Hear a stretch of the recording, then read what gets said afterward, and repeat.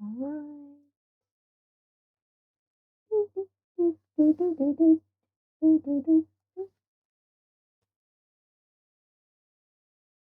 Nice.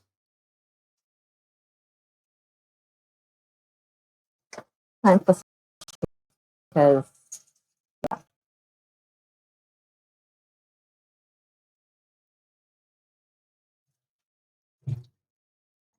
ran out of detergent. Gotta fill this up.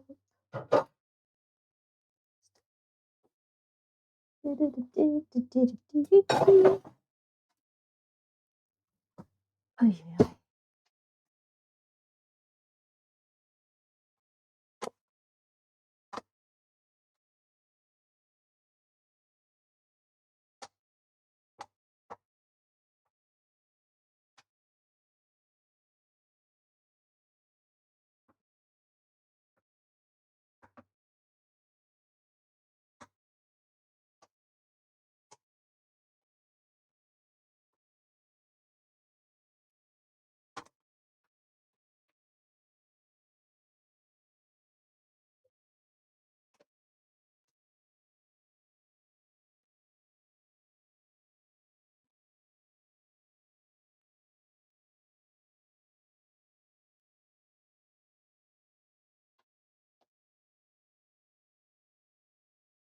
Nice. Okie dokie. We have filled up with detergent. And gotta just do this. Should only take like 10 minutes. Yes. I neglected to take those 10 minutes before the stream started to do the dishes. So I'm doing it now. Hello! We've got sync view now. Because I have realized I have free will to move the camera to wherever I please. So hello.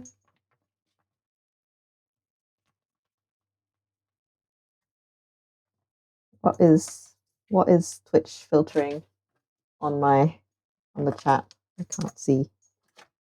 Oh, I've got wet fingers.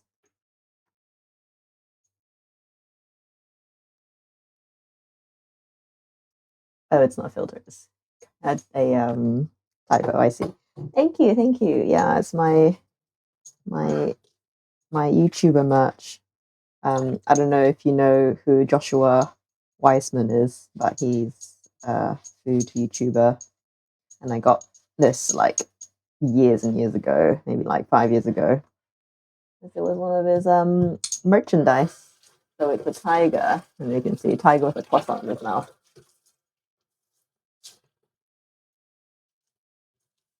Yeah. I don't really watch him so much anymore, but he had cool merch and I liked it, so I picked it up. I'm also born in the year of the tiger, so I anything tiger always tickles my heartstrings. And then this one's just croissant tiger. So I'm like, well, I just gotta get it, and I take my money. So, yeah, that is me. I'm gonna do a double whammy of pancakes today, which is gonna be fun. I think Michael's back a bit later today, so I am gonna probably have to kill a bit of time at some point. We shall see how long the pancake struggle ends up being. I think what I might do actually is start with the sweet pancakes. So I will start with dessert pancakes first, because I can like sit those to the side. And then we'll do the savory ones later. So then they're more crispy and fresh and hot for when we have dinner. So we will be doing it in the wrong order, so to speak.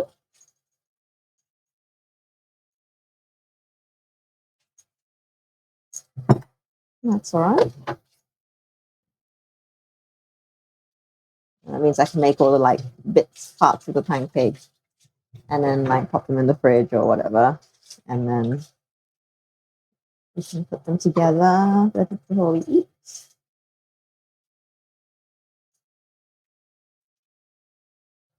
Hope you had a good day, by the way. We are Happy New Year to anybody who celebrates Lunar/Chinese New Year. Today is the day. Hence the reason why we're doing a bit of Vietnam week. No better excuse to crack out the Vietnamese cuisine than for Lunar New Year.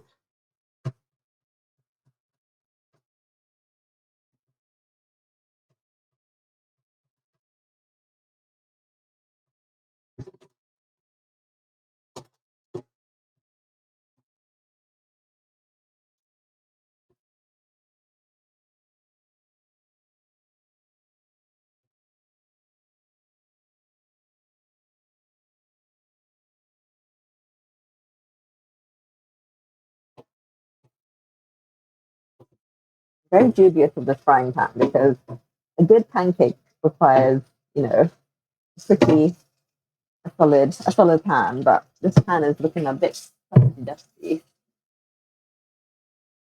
We'll see how that fares. I was hoping for crepes, but I don't know. We might end up with thicker pancakes just to avoid slippage. I feel like crepes require a better pan than what I've got right now. It may have to be like thicker pancake just so it stays together.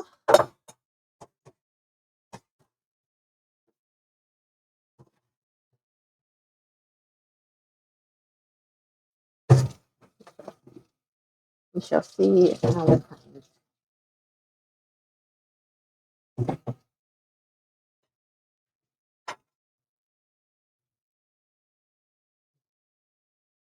Oh my lord.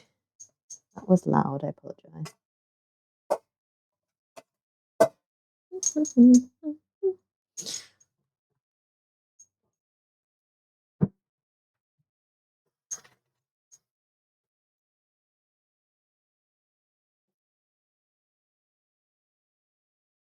Wanna do a little story time for how amazing the Japanese honor system is, because tell me how. So a couple of weekends ago, husband and I went home to mum's, right? And we went to that burning, cleansing festival thing. And they took a little Polaroid for us while we were there. So we got given this little cute little, photo of us when we're at the shrine. And then we obviously on our way home back up here, back to Sendai, we took the bullet train, and we must have taken it out to look at it or something, because we had left the little picture on the train when we got off. And so I only realized a couple of days after. I was like, oh, by the way, what happened to that little picture that we took at the shrine? And we're like, oh, we looked at it. We were looking at it on the train, and then we kind of just both were like, oh shit, we left it on the train. And we're like, oh well, the tiny little thing. So like, oh, probably not gonna get it back. But I contacted the train company just in case, and they have a whole chatbot system of trying to track down your lost property. And they were like, oh yeah, we think we found what you're describing. But it was because it's been a few days since it was lost, it's been transferred to the police station, because the police station looks after lost property apparently, or something like that. So they gave me the phone number for the police station at which they had transferred this tiny little picture to. And so then I gave them a call the other day, and we're describing the picture and stuff. And then they're like, oh yeah, we have it. I'm like, oh shit. It's yeah, tell us your address, we'll send it to you. And so that literally arrived this morning. And they send it on pay on arrival post. So they just rocked up to our door today, and I was like, wow. Just this tiny little picture, lost in the ether, and just managed to make its way back. Hi, Parker. Welcome. I just set up the camera looking at the sink because I feel like I'm always around the corner if I'm doing the dishes. So, you know, I have free will. I have a second camera where I can set up anywhere I wish. So we can do this. So I now feel less bad doing dishes on stream because I'm just lazy sometimes and I just don't get everything done on time.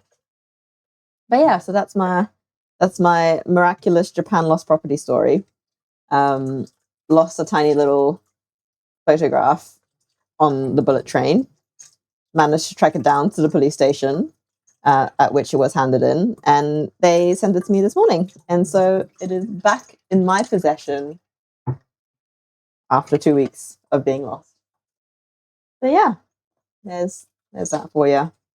That to me is incredible. Like the fact that they even like keeping lost property, and the fact that they've got a good enough filing system that they can track it down in what I'm sure they have, like God knows how much lost property lying everywhere in their little storage system. And yeah, and I have to like send back a form to say that I've received it, along with my ID, so that they can confirm. But yeah, that's incredible. Like, how on earth does that even like? It's like the police station at which the little picture ended up at is like the end of the bullet train line. So we got on at Tokyo. Obviously, we got off at Sendai because that's where we live. But then, obviously, the bullet train continues up to its like final destination, and clearly it got like all cleaned out and whatever. And then that's where it was found. So then it got handed in at the police station up there. And yeah, incredible story of getting back my little picture. Like we were kind of half giving up on it because it was a little freebie anyway. So we're like, oh well, like that was just really silly of us to not look around for our belongings. But there we go.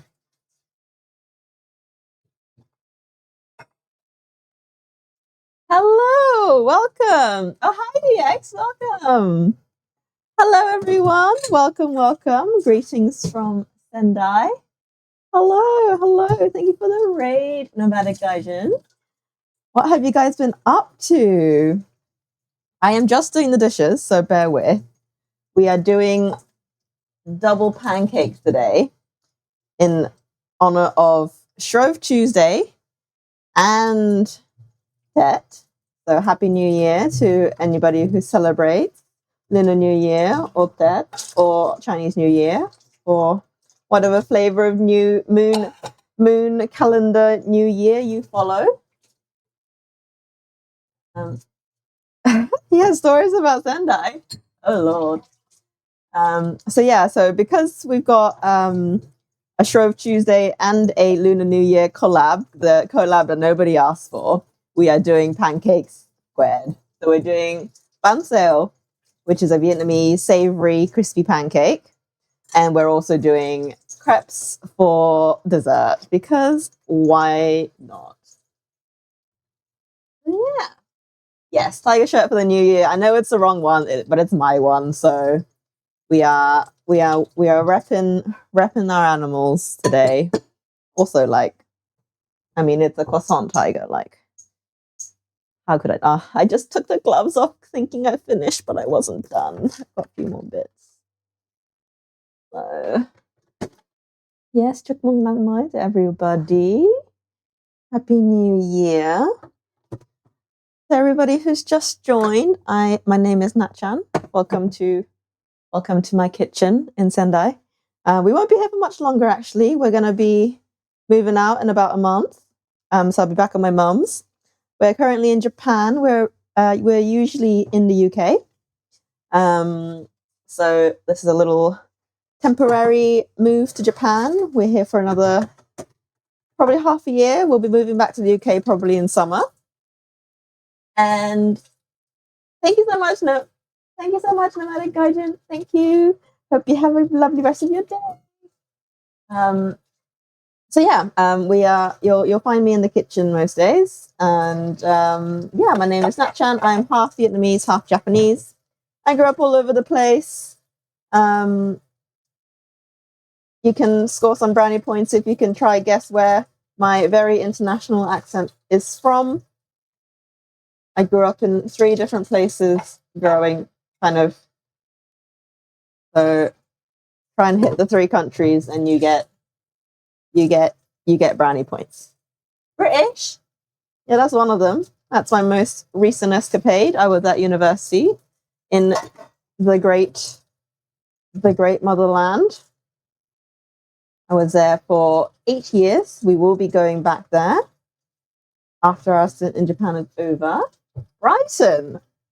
Interesting. A different B city. In fact, a different BRI city. That's a big hint right there. Pick another one. That is where husband and I met. We met at university. Plymouth is getting a little bit closer in relation to Plymouth, in relation to Brighton rather, but not quite. Keep moving around. Bristol, let's run. That is the one. We met at university in EO, Bristol, Cider County. And yeah, we're currently in Sendai for husband's job. And yeah, we have been here for about 2 years, and we will be for the next month or so, and then we'll be moving down to my mother's down in Kanagawa to finish and wrap off our little mini holiday here before we head back. Yeah. Otherwise, question of the day is, where was I before the UK? Right, I need to now reshuffle my camera so we have. Hello, welcome, front view. My bench is gonna fall off. Yeah, so let me get my chat viewable. We are doing pancakes times 2. And yeah, husband apparently is home a bit late today, so I don't want to rush too much. We have about 2 hours, I think, till he gets back to get things made. So let's give us a little hurry down. We're probably going to do our dessert pancakes first, because that will kind of hang out a little nicer. Sorry, remember. Hang out a little bit nicer than our crispy ones. Ooh, good Lord.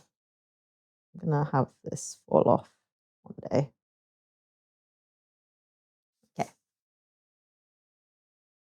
He doesn't need to know. Hello, Chisel. Welcome back. Long time no see.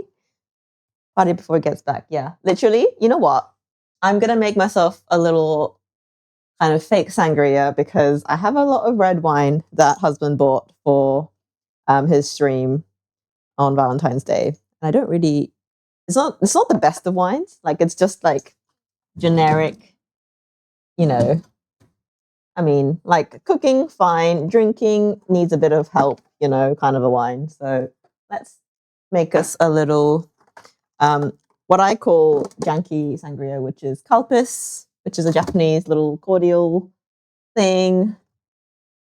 Let's do a little Calpis. This is orange flavor. Little bit of red wine and a bit of soda water. You're gonna tell him that what I'm judging his tasting wine. Well, you can't, because I bought the wine because he asked me to buy it. So a little bit of orange at the bottom. Big few glugs of wine. and bit of fizzy to top it off. Would the Italian / Spanish yell at me for calling this sangria? Very much yes. It is a wine thing, concoction.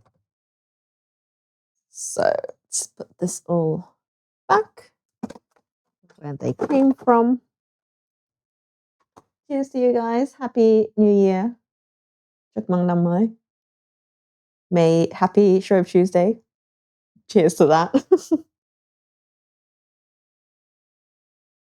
Yeah, there's an element of grape, there's an element of citrus, and there's a bit of fizz. It's what could go wrong?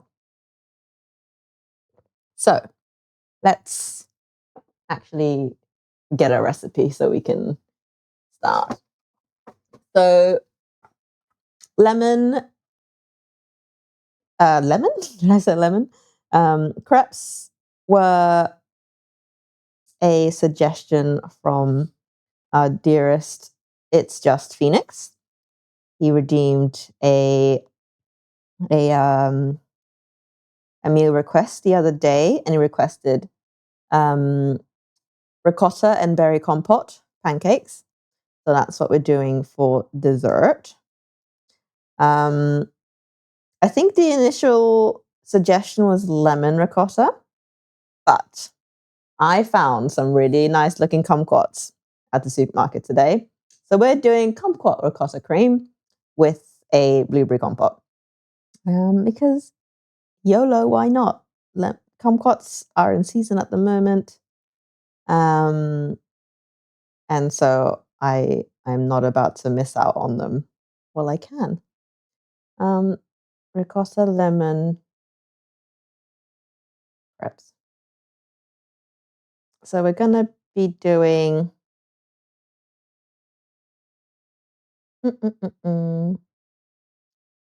ricotta filling.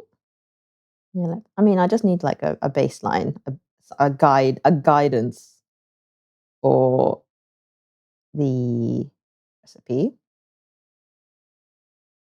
Oh, right. So what we are going to start off with is some blues, because they need to cook and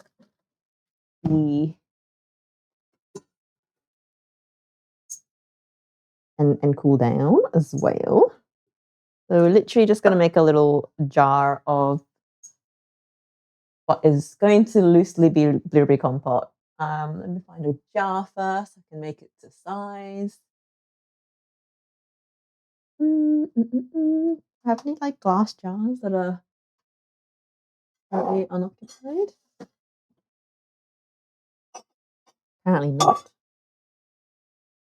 I feel like okay. We're gonna use this crispy onion pot thing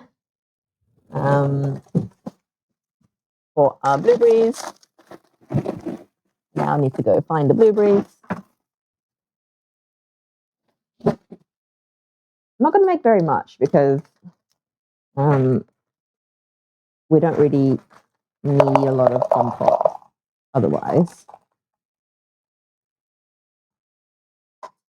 I'm just measuring out the blueberries in the cup that's going to contain them so that I make a good amount. These are like the best blueberries, by the way. Like I bought them at some like random farmer's market and they have been fabulous. So I'm just gonna go like it's about half of this cup's worth of blueberries. I'm just gonna have one chef's taste. So good.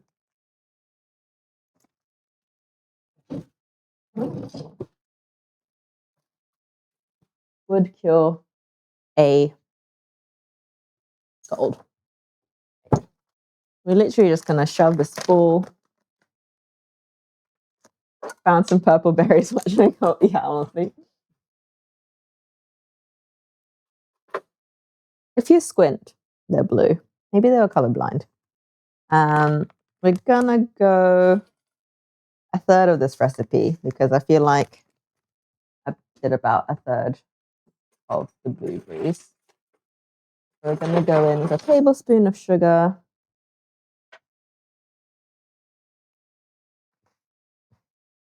Not that it needs very much. So this is beet sugar because that's what we have.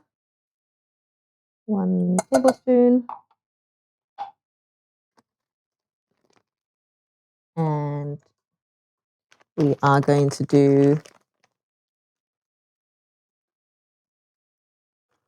1/6 of a cup of sugar, whatever that means.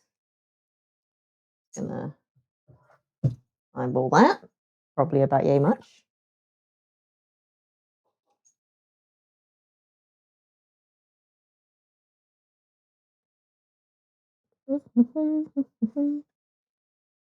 Cornstarch.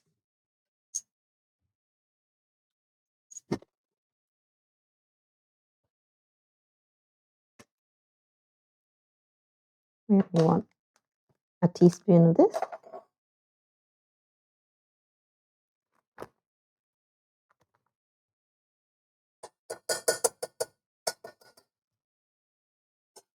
And we also want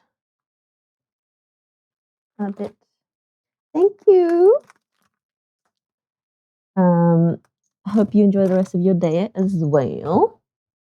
And here's our kumquat. I want to show you guys the kumquats that I bought. Look at these. Aren't these so cute?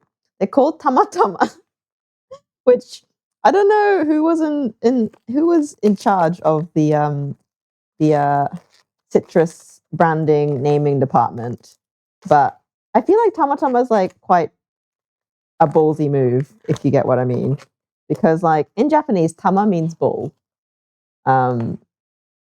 like literal like male anatomy balls is kintama, which is golden balls, and this is called tamatama. Like somebody was like, fuck anybody who has any shit with this, we're gonna call these tamatama.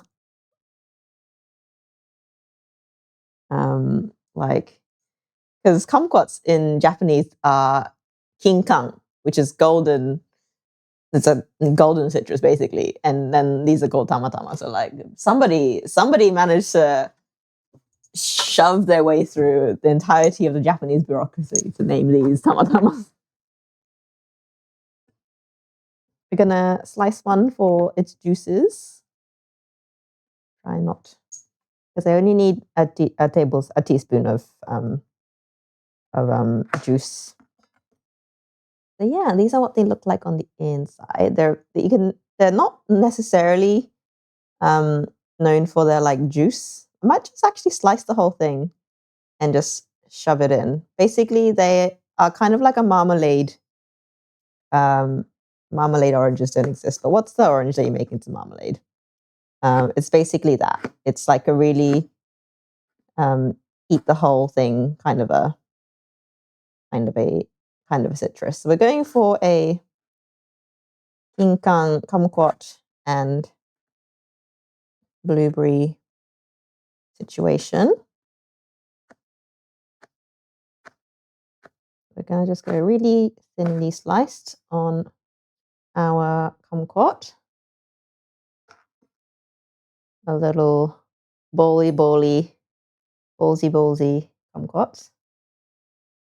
I want to give a handshake to the guy that managed to make that. I mean, it could be a woman. I should not assume. But the person who managed to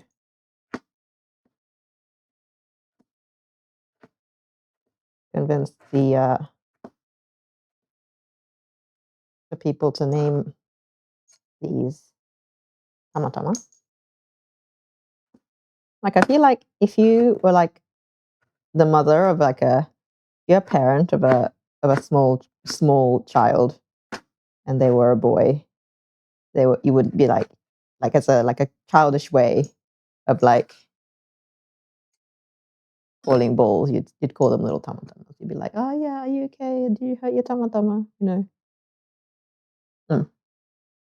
Anywho, that's all of our ingredients for our blueberry compote situation that is going on the heat behind us. That's just going to hang out in the back. We've not got a whole lot of sugar in because we can adjust the sugar later rather than sorting that out now. Just going to stir the cornstarch through so it doesn't go all thick and gloopy while it's all liquidy. We are just going to smush that down and let that simmer. Right, on to our next element. I think I should make the batter because the batter tends to need to rest. So, oh, good Lord. Watch me trip over and fall into my bench. Right, we are going to do how many pancakes? Am I just going to do this? Reckons 6 pancakes. I want 6 pancakes. I feel like I want less. I don't want that many pancakes. Maybe I'll do half the recipe. Yeah, let's do half the recipe. So we're doing... Oh, we got it in cups. I don't understand cups.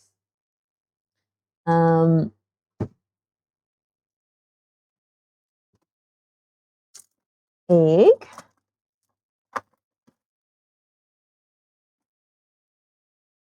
Milk. Watch the egg. Don't roll away, please. And flour. I just bought flour. Where'd it go? No, but seriously.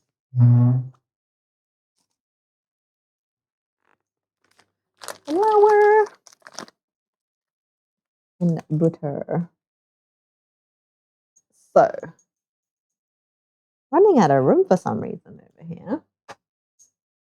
So, let's move the wine up here. If I forget where the wine is, it's up on the ladder. Remind me. And so, we're going to do our pancake mix, which is going to be half a cup of flour. I'm just going to use Japanese cups. Everything is relative enough. Probably not.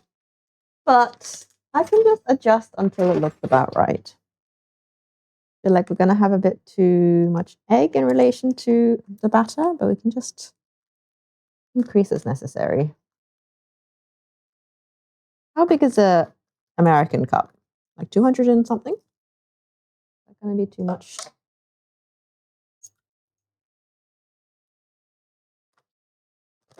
Right. So we now have half a cup of flour, very roughly.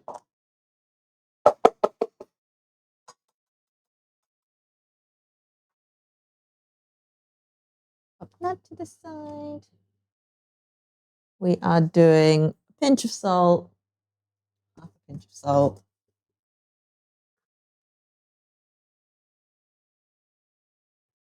Cup and a half of milk. So half of that is going to be 3/4 of a cup of milk. I might do a little bit less because the egg's going to be a bit more relatively.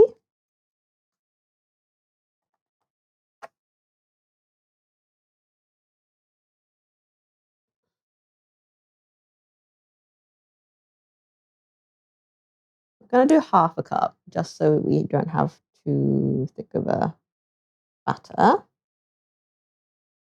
Milk.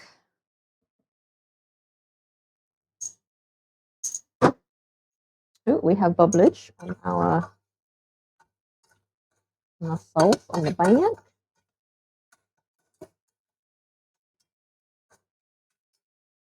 And we have our egg.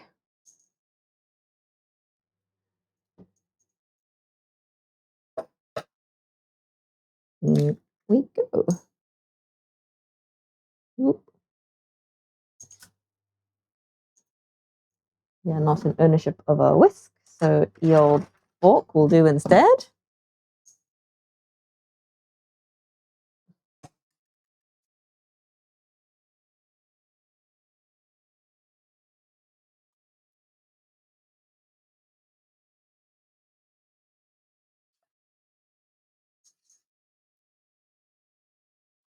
Forgot the sugar. A touch of sugar. About a half tablespoon.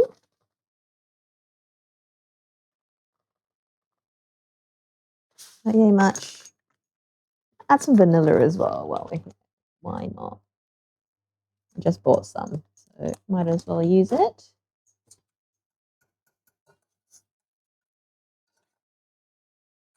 Our blueberries are cooking away. Just giving them a quick mush so we have some mashed, some. This is how our blueberries are looking at the moment. Hello.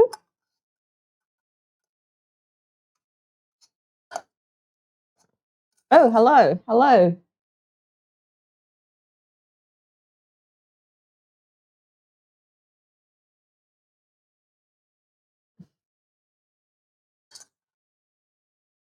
An individual. I don't know what you are talking about. Are you sus about me doing something? We're just going through and smashing some of the blueberries. So we have a bit more, but we have a very good sauce consistency at the moment. I'm just going through and giving a few of our boobs a bit of a smash. I'll have you know, I defended you, Michael. So you can sit yourself back down. Let's give this a little taste.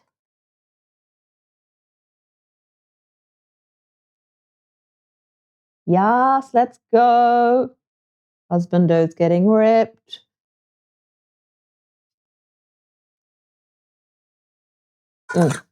Yum. I think definitely more smush on the bloobs to release some flavor. I'm gonna grab a fork just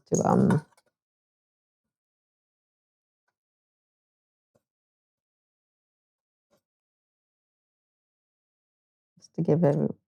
I think like I don't want really whole blueberries in this. I just want kind of mashed blueberry. We're gonna go through and just give a little smush, everyone.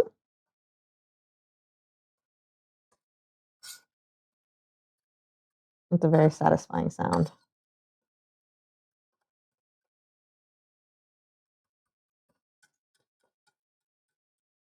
We have a very lovely little blueberry sauce, nice and thick. Try one of the blueberries.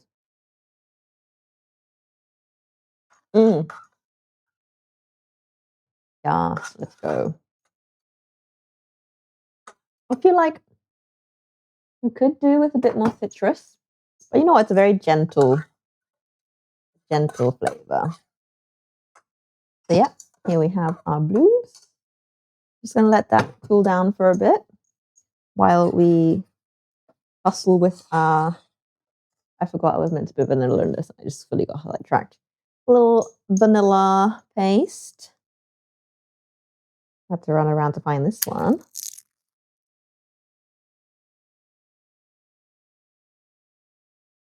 Hi, Valiant. Sorry I missed you.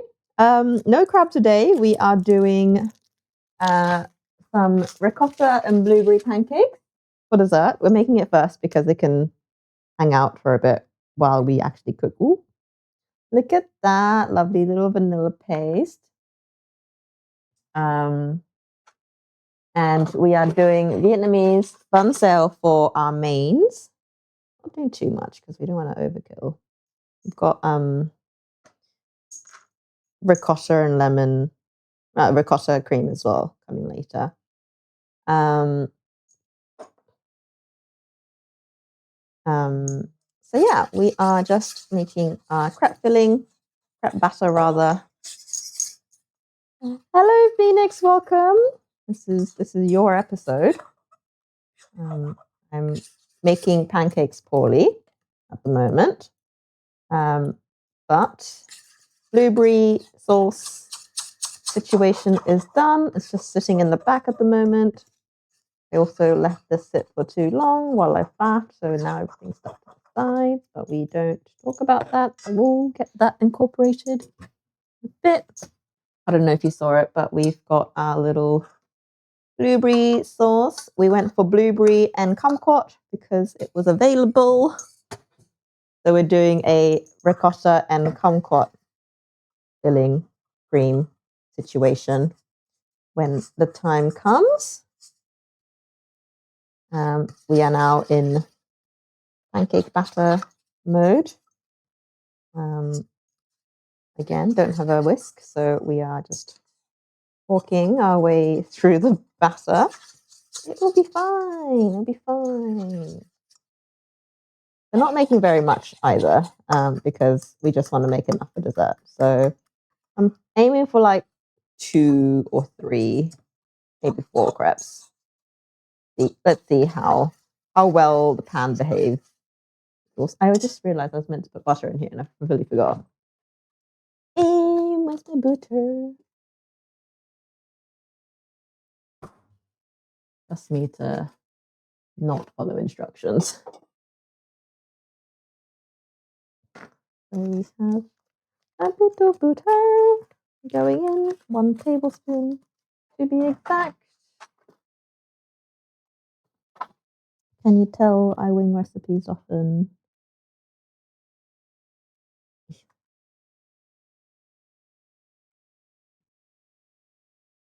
That feels like a tablespoon. That'll melty melt.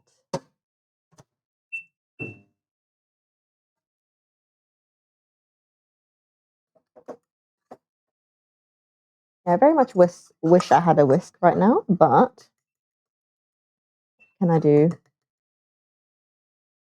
How much stuff do we have to move? We've been taking stuff down like every time we go back, which has been good. So we take like a big suitcase or 2 back every time we can. I reckon that did not melt the slightest. I reckon like in total, if we're counting in like big suitcases, I reckon like 4 or 5 big suitcases will like cover all of our stuff, maybe. So, and we're gonna give away a lot of our stuff as well, because like we don't need like a clothes horse or all of our coat hangers or random kitchen sink utensil stuff. So I'm just looking at this batter and it's feeling a little bit too thin. So I'm just going to keep adding flour until it feels right. I'm just going to add a tablespoon at a time until it gets to a thicker consistency. This is such a dangerous place to put the flour. Oh my God, what am I doing? As if that's any better. I did kind of eyeball the amount that went in. So yeah, I'm just going to adjust. Yeah, that's a bit better now.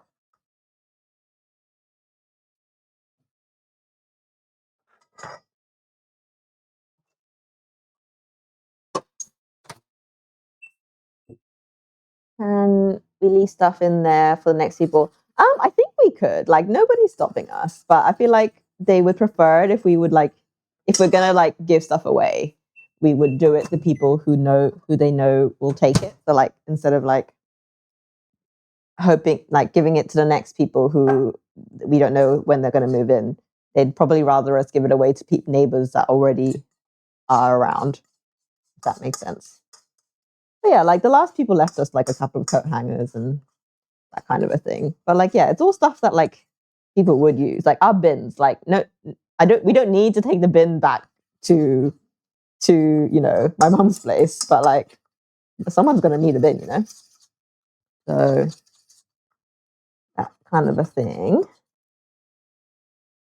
So we just got our tablespoon of butter. It's not quite melted, so I'm just gonna try to swish it around until it's fully melted. Yeah, just so like they do the like end of what's it called, like tenancy cleans and stuff. It's better to like have it fully cleaned out for like inventory purposes as well, I think. But yeah, we'll ask about it because like it's just like household items, isn't it? Like we don't want really.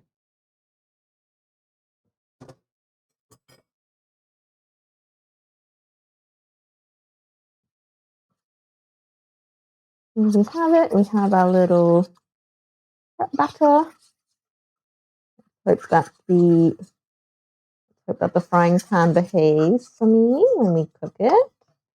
That's my biggest concern, really. Our pan is starting to be not very nonstick, so prayers in chat for me and my nonstick pan. Yeah.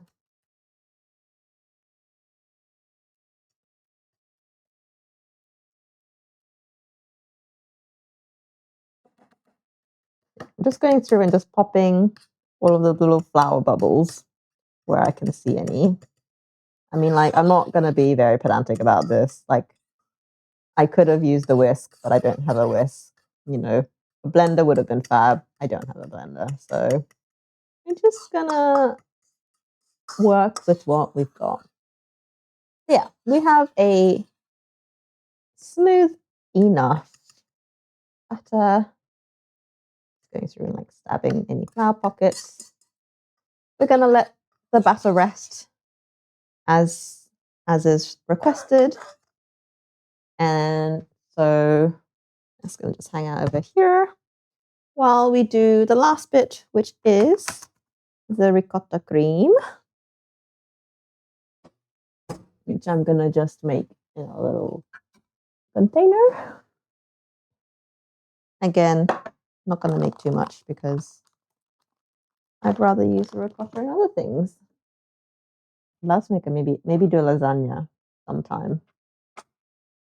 I don't have any spare clippies. Not good. Right, our blueberries have cooled down a little bit more, so we're just gonna transfer to our very appropriate fried onion container.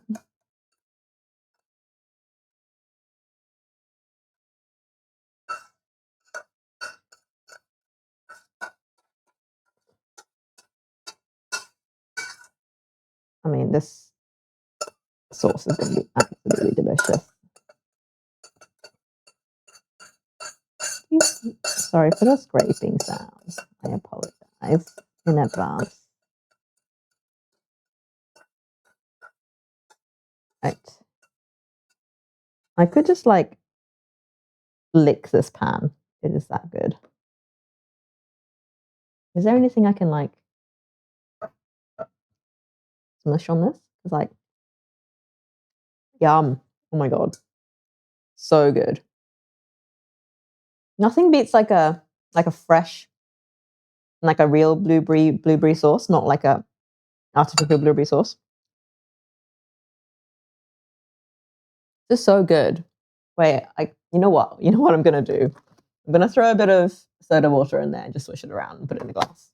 Add it to my not sangria concoction over here. Let's go. This is like, you know that game? What's that drinking game where you have to like keep adding like your drink into like the middle cup, and then you have the pack of cards, and you have to like do like the different rules that you make up. King's Cup? Is it called King's Cup? I don't know what it's called in other places around the world. I'm sure everywhere in the world has its own version of it. I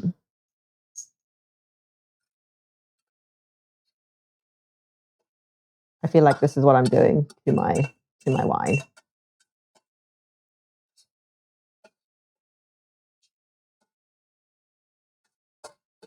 It was like the classic uni game. You had like a pack of cards around like a central cup, and then like every time you pull the card, like you'd make up a rule for that card.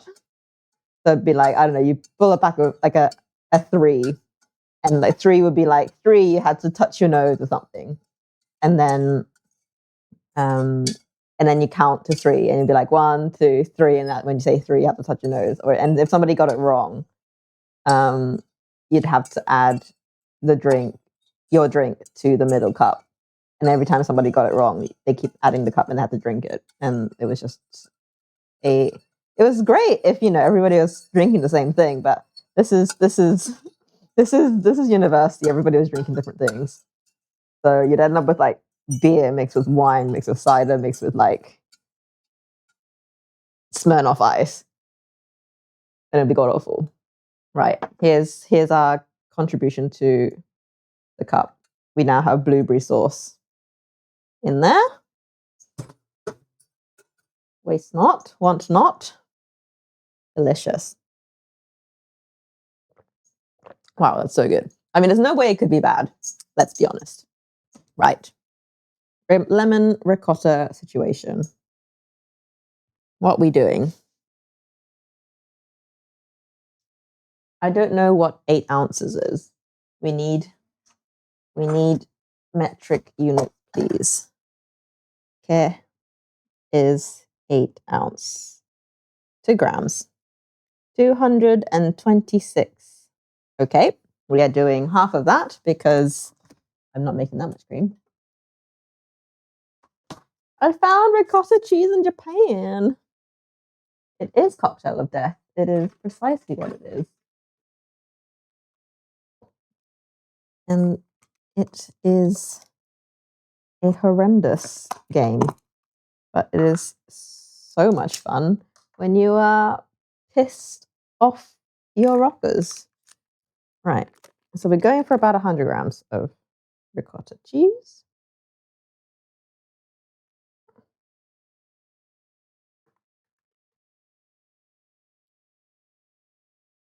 Six.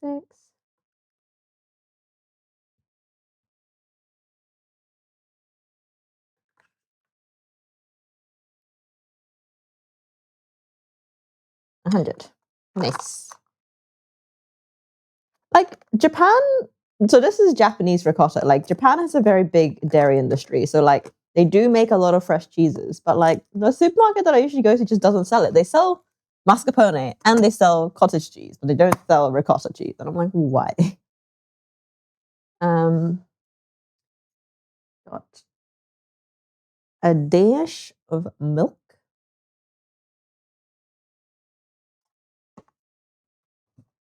And we have sugar.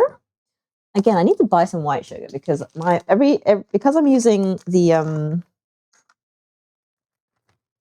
brown sugar or browner sugar, everything just is tinted a shade of brown, a shade of beige.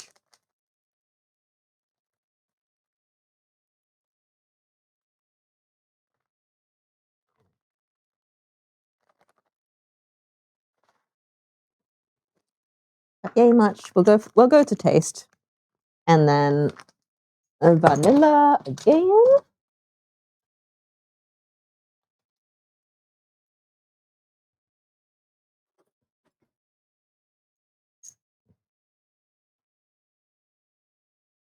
And instead of lemon zest, obviously, we are going for our kumquat. Ooh. Yay much vanilla paste. And so instead of a zest of a lemon, we're going for 3 whole kumquats. Maybe 2 whole kumquats because we're going inside as well. Basically, kumquats have very little in terms of flesh. Ah! Oh no! Did you see that? Kumquat on the loose. Wash that off. No one saw that. Does Hokkaido ricotta exist? It precisely is exactly what I've got. Hokkaido ricotta is what we have purchased, because any cheese really comes from Hokkaido. See? Hokkaido ricotta. I mean, there's a mountain range near Sendai called Zao, and so Zao is also quite popular for its dairy produce as well. But no, it's its own kind of craftsman, artisanal kind of a vibe, rather than it being industrial scale. So here's our little kumquats. Just de-seed and chop finely. We're going, here we go. So yeah, as you can see, there's very little flesh involved. It's mainly pith. If you took a cow from Hokkaido and only fed it food from Hokkaido but not in Hokkaido, is it Hokkaido ricotta? What are you on? Are you high, husband? Hello. Hello, Just a Tourist. Welcome. Welcome to my kitchen. Welcome, everybody. Greetings from Sendai, Japan. Where have you guys just been? What have you been up to? We are making pancakes squared, because on this miraculous day that is Shrove Tuesday and Tet / Lunar New Year / Chinese New Year all rolled in one, we are going to do crepes for dessert and bánh xèo, which is a savory Vietnamese pancake for mains. Welcome on in. We are currently making our ricotta cream, which is going in our pancakes. That's a bunch of ricotta and sugar and vanilla paste. It's not looking pretty at the moment, but you know, things take time.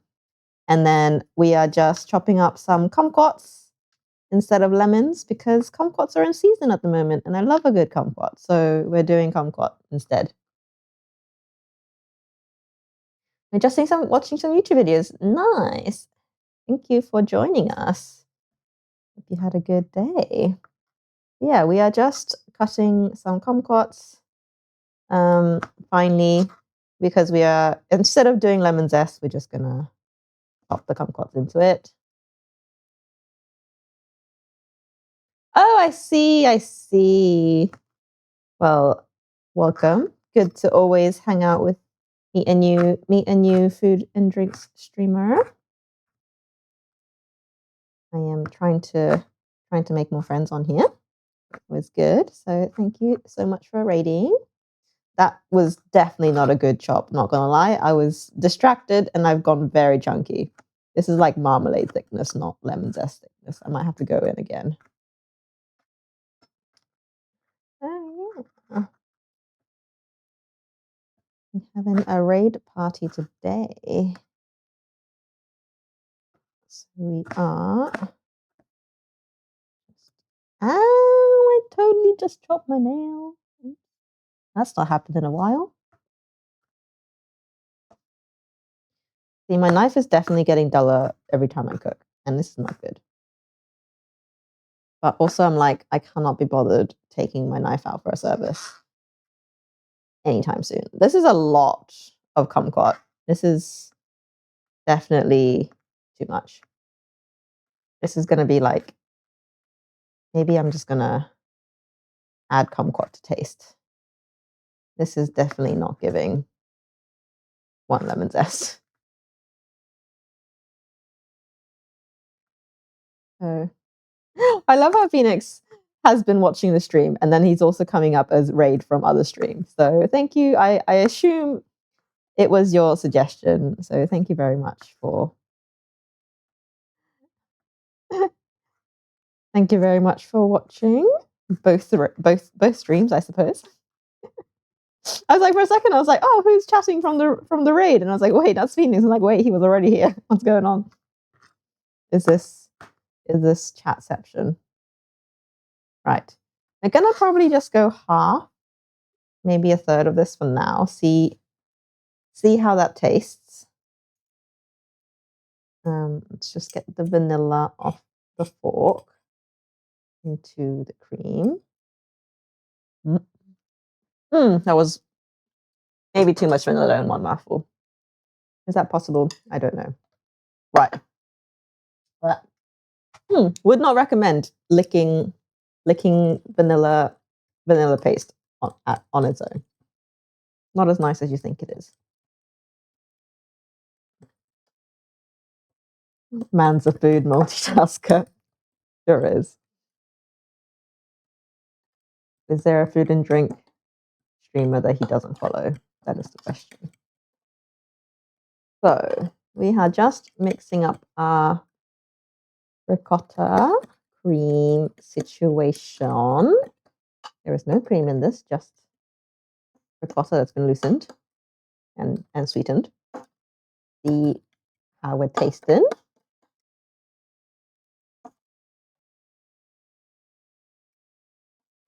Kumquat is not very strong compared to lemon, so I may have to add a bit more, but we'll see.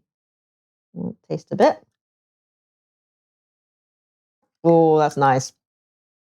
Oh, that's really yummy. I am going to add a touch more sugar. It's rare that you two. To be fair, I do. Honestly, it's half a miracle that you even watch my streams, Phoenix, because let's be honest, the time zones don't work out. Like, what on earth are you doing watching me at like single digits AM? Like, that is the first miracle that you even know me. But yes, it is a pleasure to see everybody. Well, once I get back to the UK, we'll be a little bit closer in time zone, so it will be a little bit better. Who knows? Maybe the magic was the America-Japan time zone difference brought us together, right? I fully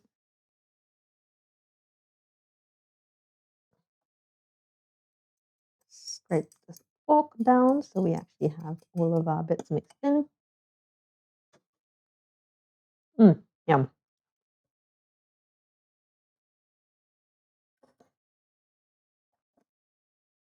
So I think, to be fair, I might add a bit more kumquat. It'll be like quite chunky, but like the kumquat is giving very gentle vibes. And I want to be more like strongly kumquat. So I'm going to add another third in, see what happens. Like, it's quite, as far as citrus goes, it's a very gentle fruit. This particular one, anyway. So we are going in. Yeah, I was going to say, the UK would be a much easier maneuver. Like, here to the UK is 9 hours. So we're always like, when I'm trying to call friends back home, I'm like, what time is it? When can we even talk to each other?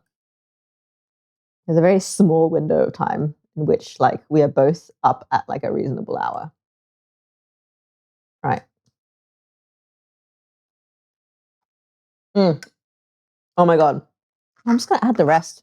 I don't think there's too much kumquat. This is like kumquat cream with a whisper of ricotta at this point, but I am not mad. I am not mad at all. This is shaping up to be a delicious little concoction. As long as I don't start doing breakfast streams. You think I'm awake for breakfast streams. I am not a breakfast person. So honestly, I would love to be the kind of person who has a breakfast. But alas, that is not me. You are making breakfast food right now. Well, this is dessert. Like, who out there is actually waking up and making blueberry and ricotta pancakes in the morning? Like, who is? Yum. Okay, this is fantabulous. No popping you in the fridge. Hang out.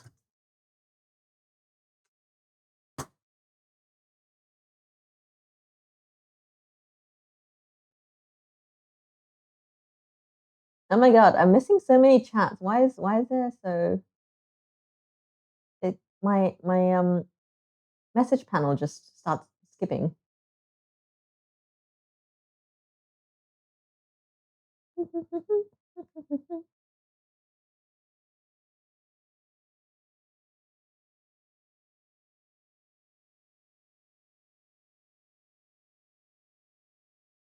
You're so rude, Mim. You're outing me for absolutely no reason. What have I done to deserve this slander? They can't all be morning people, all right? I am just a non-functioning pigeon in the morning.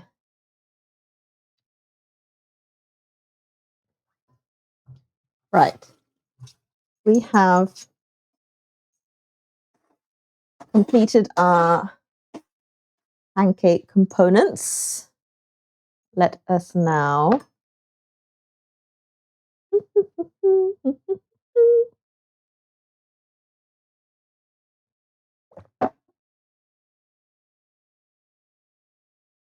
is it still alive? The Digimon. It died yesterday, the day before. It lasted 10 days, which is my record. I have not revived it yet though, because I just need to be in the right mental state for the Tamagotchi to be revived. But I will do it at some point. Hey, they on average, they go to about 14 days. So like 10 days is not too bad. Like I think at 7 days is the youngest it can die, and 14 is like average, and then like 20s is like long. So like I'm doing all right. I'm not the best parent, but I'm doing better. I'm doing better every time. So fight me. Right. We are going to now cook some pancakes. We are going to cook and assemble our crepes, and then we will move on to our savory ones. As I mentioned, husband is on a late one today, so we are using no kids anytime soon. Once I can make a Tamagotchi last 14 days, that's when we'll start thinking about it. So we've got this. I say we. I've got this banseo powder, which is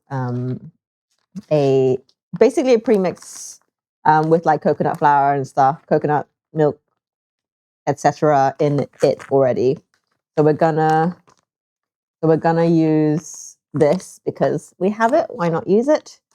I'm just gonna check that they don't need to rest or anything.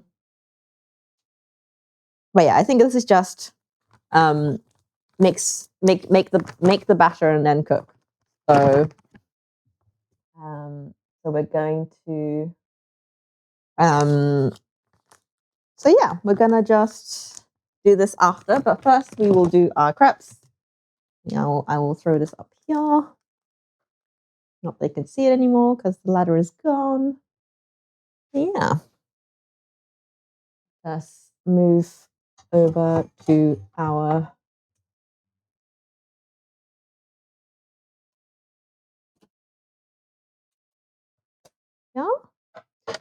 Hello, Angeline. Welcome back. Long time no see. I feel like I haven't seen you since like last year, maybe. Lovely to see you again. I'm still at the point where I can remember people's names just about. So welcome in. So we are making crepes right now. Got our little batter here. And Yeah, so we're gonna make and assemble our crepe situation.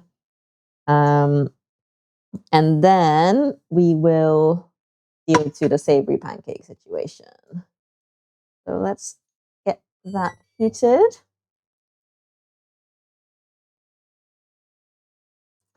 Yeah, thank you. Thank you, Wizzle. Great modding. Unlike husband.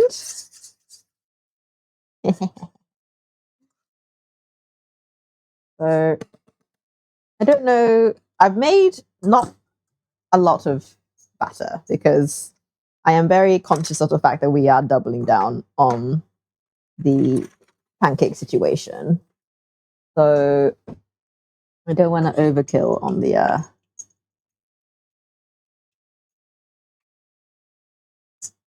pancake. Right. Carb on carb indeed. I mean, like, sometimes it just needs to be like that. Like, there's nothing wrong with it. Somehow also lost my butter knife, so we gotta go again. The first one's also always sacrificial, so like there's always a bit of a learning curve on these. Butter.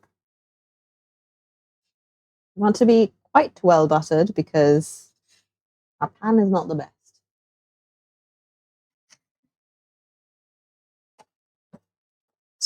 Park the butter for a second.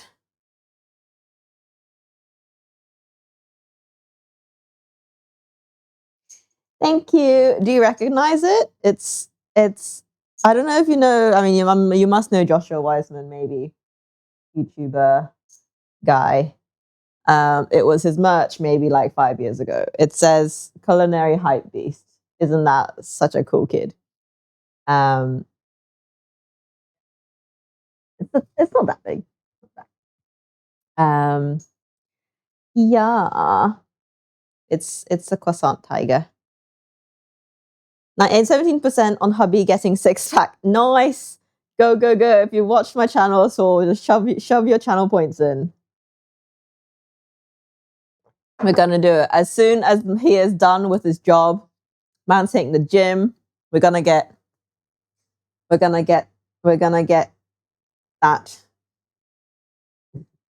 one day. Step 1 to getting husband naked apron stream is him getting ripped. So it's a long way to go. Let's go. Husbando, better get the gym membership ready.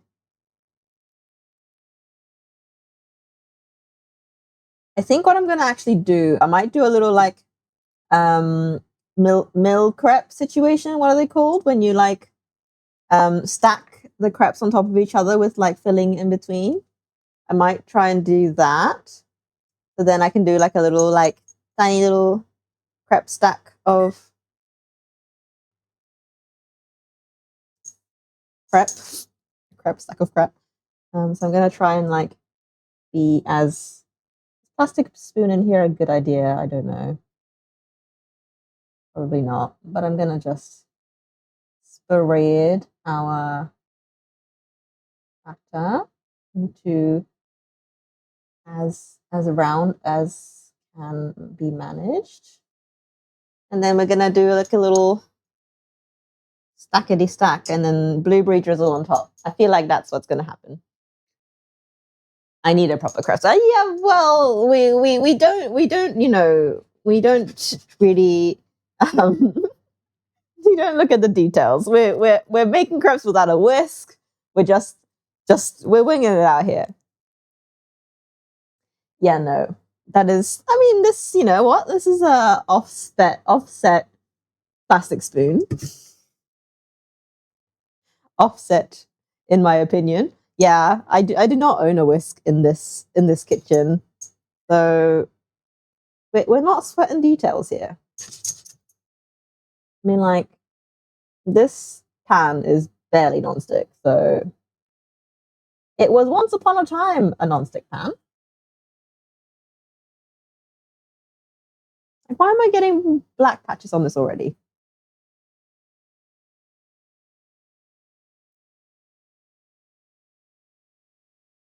That's all right.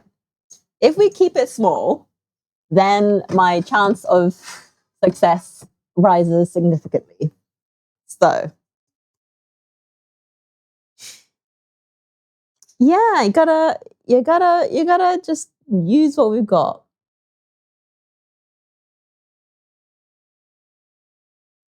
So let's make some room over here. It smells great though. I mean, this crepe is definitely good. I mean, like, if we're gonna stack them anyway, we'll see now it's getting some good color.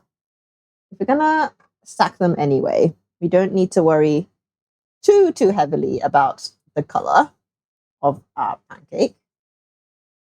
Just that they are roughly about the right size. So down. Well, because I'm using this very lovely spoon, that means I should be getting about the same amount of butter every time. So,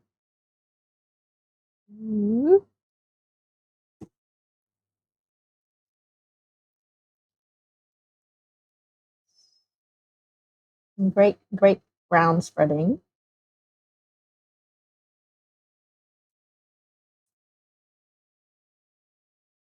Do be circling. This is me just testing my like eyeballing a circle skill. There we go. I reckon we get a stack of 5 out of this. What's wrong with my 1 pack?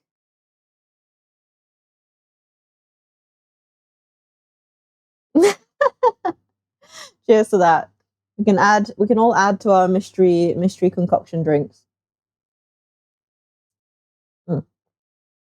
Delicious. This is now wine calpis, which is a Japanese cordial thing, soda water, blueberry sauce, compote situation. It's delicious. What more could I want? Come on, pancake. You can do this. Heal for me. Ah, beautiful.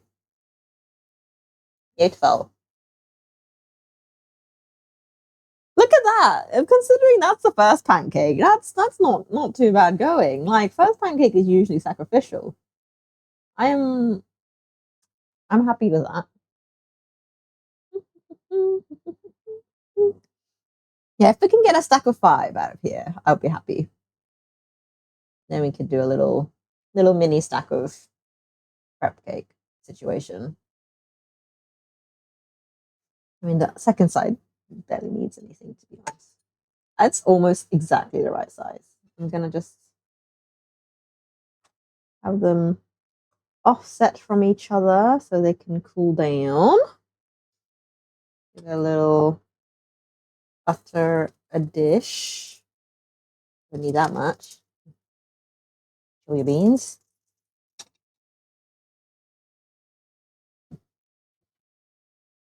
Turn that down a bit more.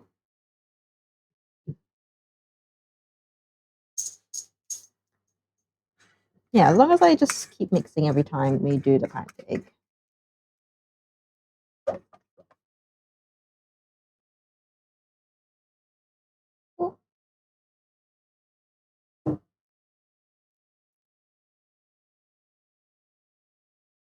Why we got a little like cat-shaped pancake over here?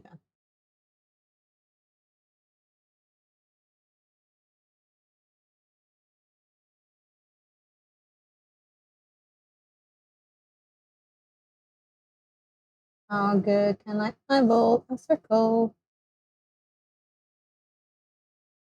Good enough. I reckon we got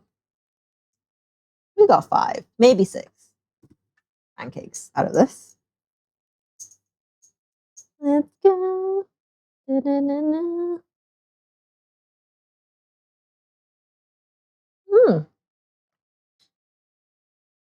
My Twitch alert's not working, or are they just muted?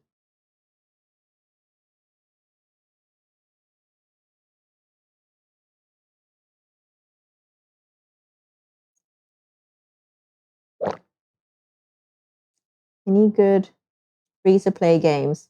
Good idea. We have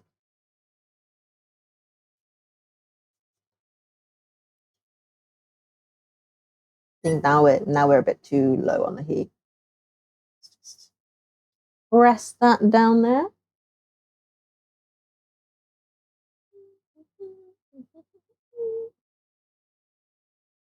This is a slow one.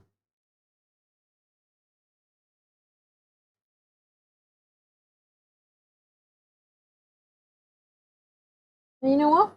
Pancakes are a Zen process. This is what we want. I'm also running out of my drinks, so I may have to make another one. I don't know. Is this too much to be doing on a Tuesday? Are we celebrating? Any birthdays?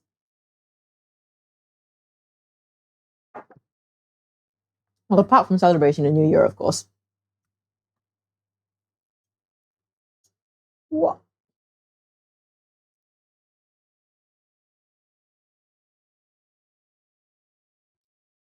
Merge our butter into the middle. It's no use on the sides. Oh, I just lost my spoon.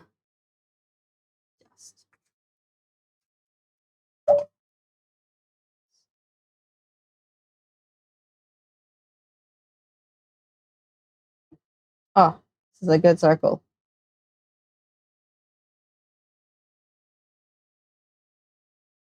Maybe not so much. This one's running this way a little bit.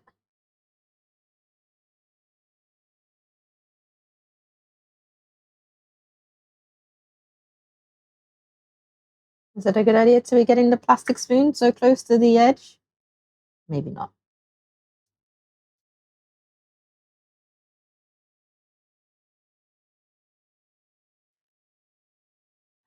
I feel like another drink is not a good idea, but I have the wine to get through. Like I can't. The wine is not going to drink itself. So we're just gonna. We've only had like 2 little glasses so far, so we're gonna.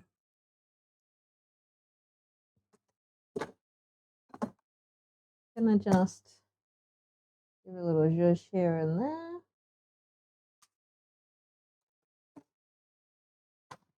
Have I lost my sparkling water? You know what?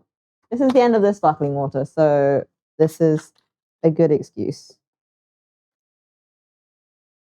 There we go.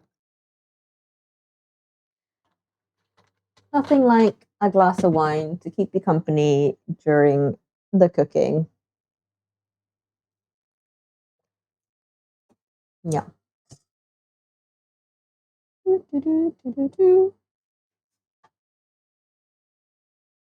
Beautiful, beautiful, beautiful. The subjective. Need to add lemonade. Well, I add a little bit of the karupisu, which is a Japanese like yogurty cordial. So this is what I added in there. So this is orange flavored, kind of sweet yogurt. Yogurt's not the right word, but it's kind of like it's just a Japanese cordial, really. So yeah, so it is sweet, if that's what you're wondering.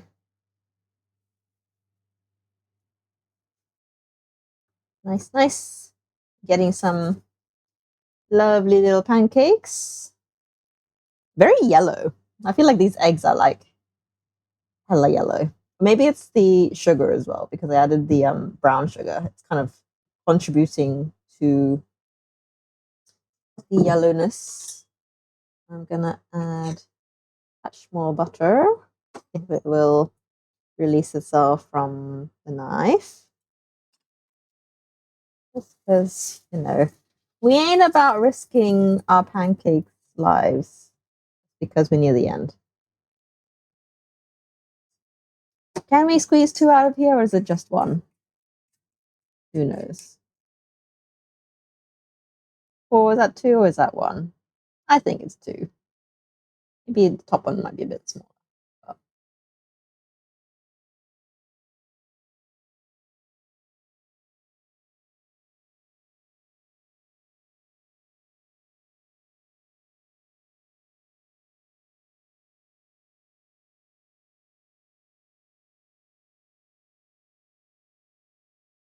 This is not around this one for sure.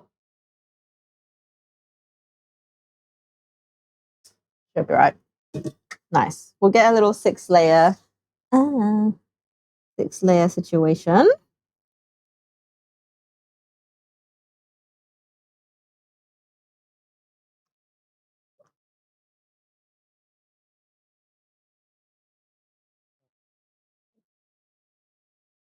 Billy Joe Armstrong. Well, happy birthday to you, Billy Joe. Happy birthday. Happy, God knows how old would they be now. Right. Every day is a day worth celebrating.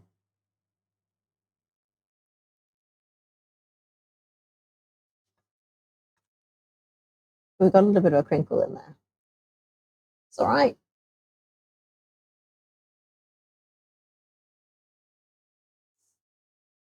A nice little.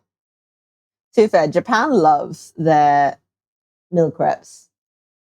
54 years and still rocking. Yeah, nice, good stuff.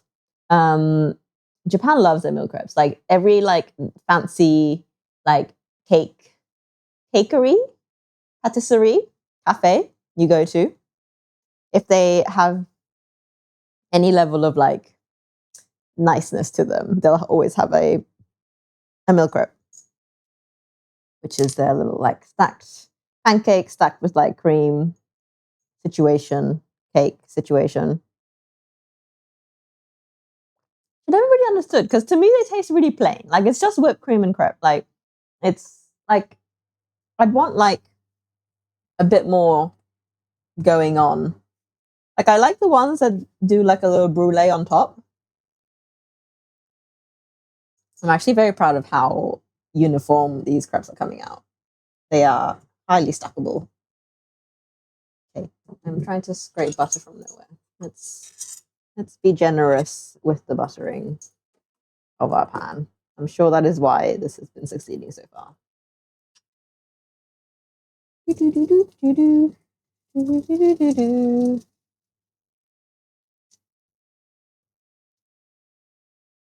We are not out here skimping on the butter. Right. Last one.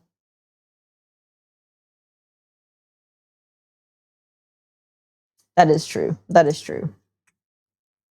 Read my notes. Husband's he has a gripe about French cooking because and to be fair, I'm kind of also in agreement where like French cooking is better outside of France. For sure.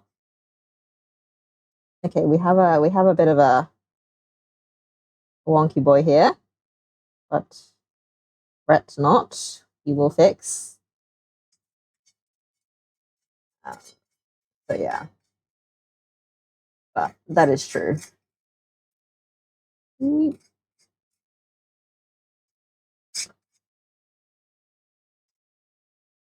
Because husband goes to France like not like super often, but like often enough. He goes like once a year because of work. A lot of the research that he does occurs in France or has conferences in France. So he ends up in France more often. Pass on the foie gras and escargot.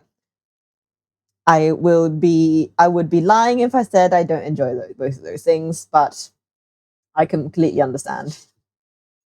It is not everybody's cup of tea. Partner is French. We have this argument all the time.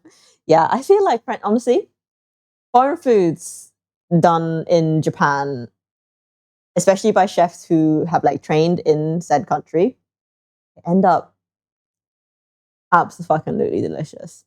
And so I think my idea of foods from France or Spain or Italy just kind of get like overwritten by these amazing Japanese chefs that have kind of have their own take on it.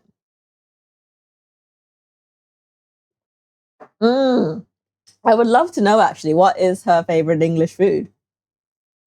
What is her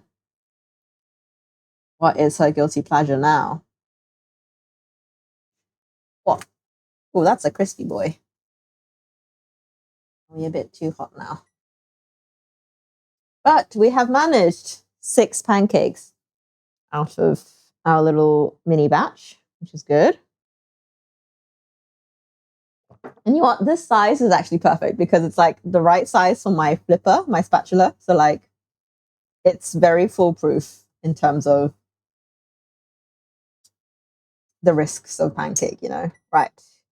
We have a little, look at that. That's pretty good going for, you know, sizing and whatnot. So we're gonna let these completely cool down so we don't melt our cream.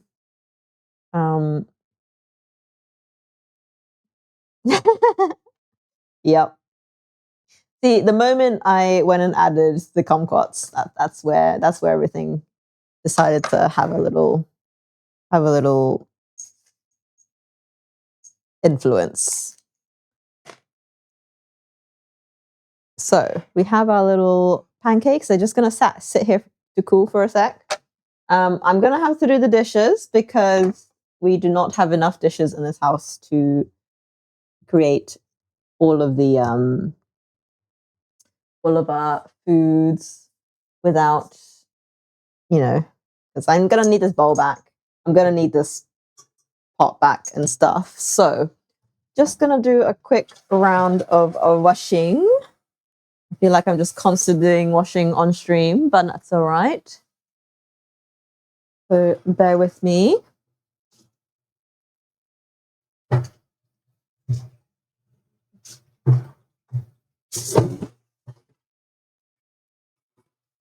So now we are going to move on to pancake numero dos. Pancake number 2, we are going to do Bánh, which is our Vietnamese savory crispy pancake. I have a pre-made mix for it because I just found it at home and mum wasn't going to make it. So I was like, well, I'll take that with me. One day I will want to make it. And today is the day. Today is the perfect day to make Vietnamese pancakes. So that's what we're going to do. I'm just going to quickly get everything washed down. Ready for our second batch of pancakes.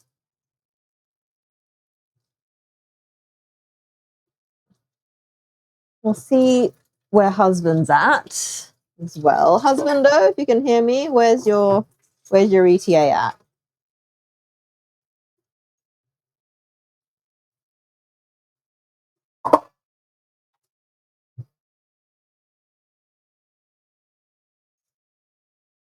Am I stalling or am I cooking?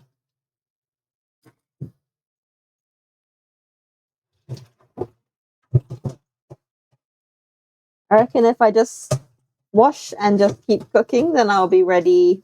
Food will be ready in like half an hour.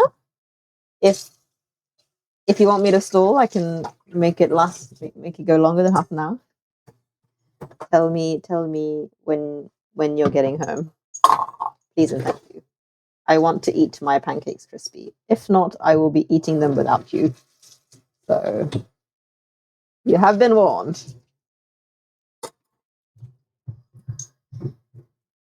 What I can do is I think I'm going to cook the filling first. So I've got a bit of pork that I need to cook up and the bean sprouts and all of the inside bits that need to be cooked before they go in the pancake. I would have done it properly and done like a big block of pork, but I couldn't be bothered. So I've just got some sliced up bits of pork and we will just give that a quick stir fry. And then we will add them as pancake filling when we cook it. Usually you do some prawns as well, but I do have prawns. I just don't feel like doing prawns today. Maybe. I may be convinced to do prawns if people want to see prawns in the pancake. Oh, don't break up the marriage counselor yet. It's just asking a simple question. There's no beef here. Right. Move these back.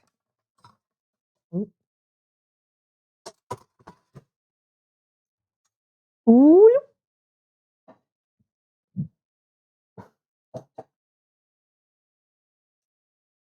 back on the chopping board. Correct, it's pork. What did I ask? Whether or not I should do pork, just pork, or prawns as well. I feel like a lot of the ones I have had, they do prawns as well. But today I'm feeling just pork. Or we should have also bought some chives, but I kind of forgot the chives. So we have our pork. This is just miscellaneous pork.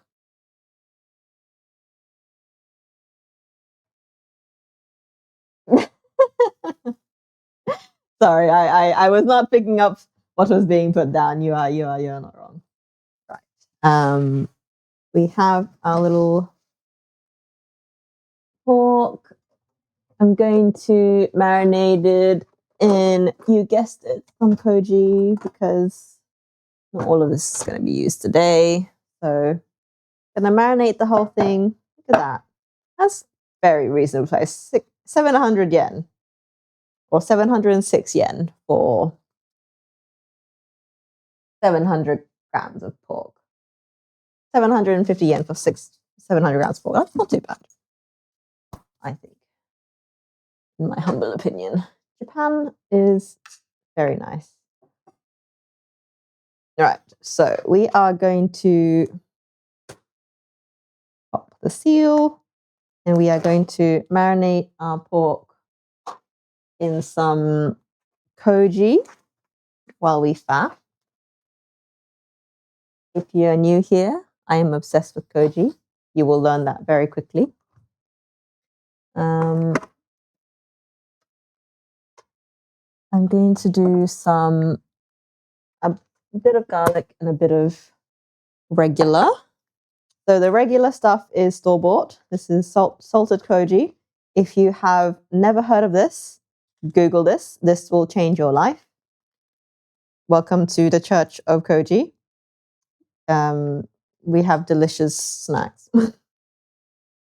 So we're just going to, we're probably going to use the rest of this too, but there's a lot of pork. I usually go for about a 10% ratio of meat to koji.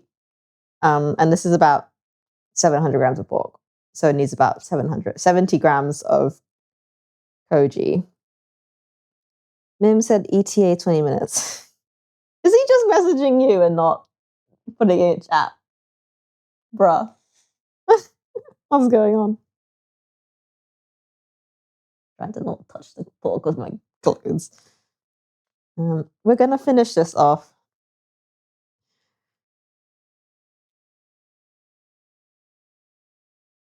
See, we don't need a marriage counselor. We've got Phoenix instead.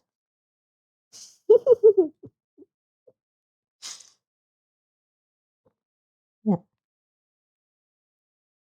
Right. We have, I'm just trying to get the rest of this out because I want to bin this packet. I can get a new one. Like, I could just make my own salted koji, but like, effort. And I go through this stuff so fast that sometimes it's just easier to buy. It takes a week to make and for it to be ready. So I make my like flavored stuff, but I think that's us for that one. Thank you. And then we will do a little bit of garlic as well, because garlic makes everything better. Like a teaspoon of the garlic stuff.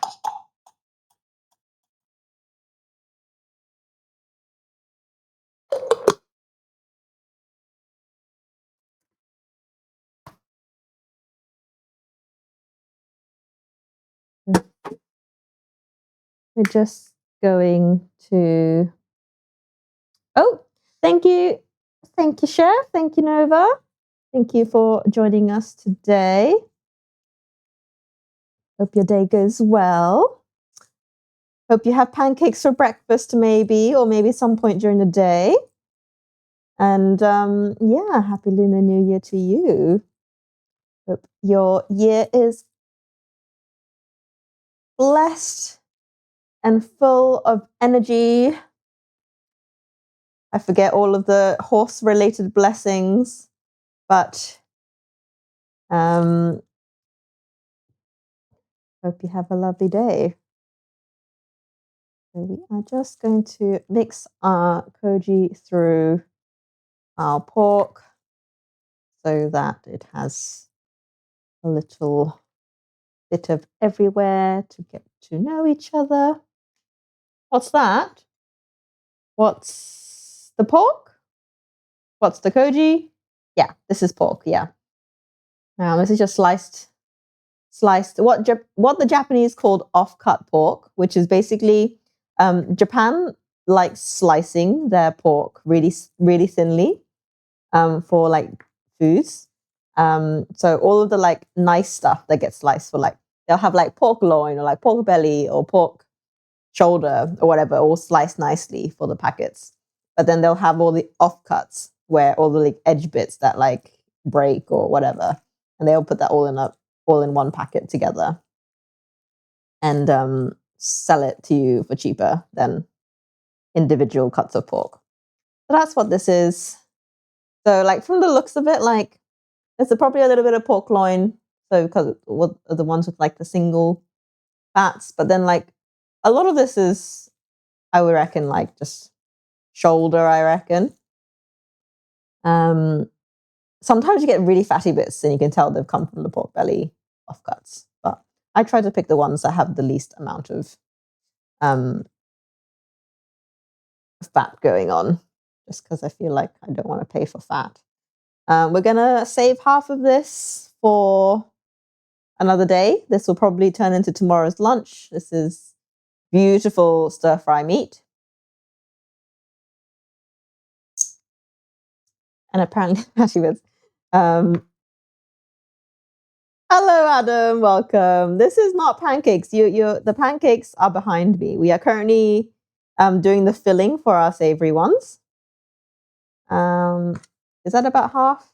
I reckon that's about half. We want the slightly fatty ones on our dinner half. So we're gonna pop that behind us. I will quickly show our pancakes. The little crepes that we made earlier. So this is my little mini crepes. We are going to wait till these cool. They're a bit warm still, but we are going to wait till these are fully at least room temperature. And then we're going to do a little crepe situation. We're going to stack them up, little cake. This is going in the fridge. And then, so yeah, our pork is going to be filling for our savory Vietnamese pancake. So we're just gonna go ahead and make our filling now. So actually I'm gonna do the pancake batter first, but here's the my soybean sprouts that I bought. Look at those. They've got like the soybean like still attached, so they're really high in protein, which I'm really, really excited to try. So these are soybean sprouts rather than regular kind of mung bean sprout or any other. You have a dog? Pics, please. Pics in chat, please. So we've got soybean sprouts. So these are really high in protein, which is great. We love a little high protein situation. But otherwise, we are going to do our little tamatama bowls, kumquats out the way. We are going to make our little pancake batter. We are using a premix because we're using what we've got. We need to move. Where did they go? Did I put them back? Did I put it back in the cupboard?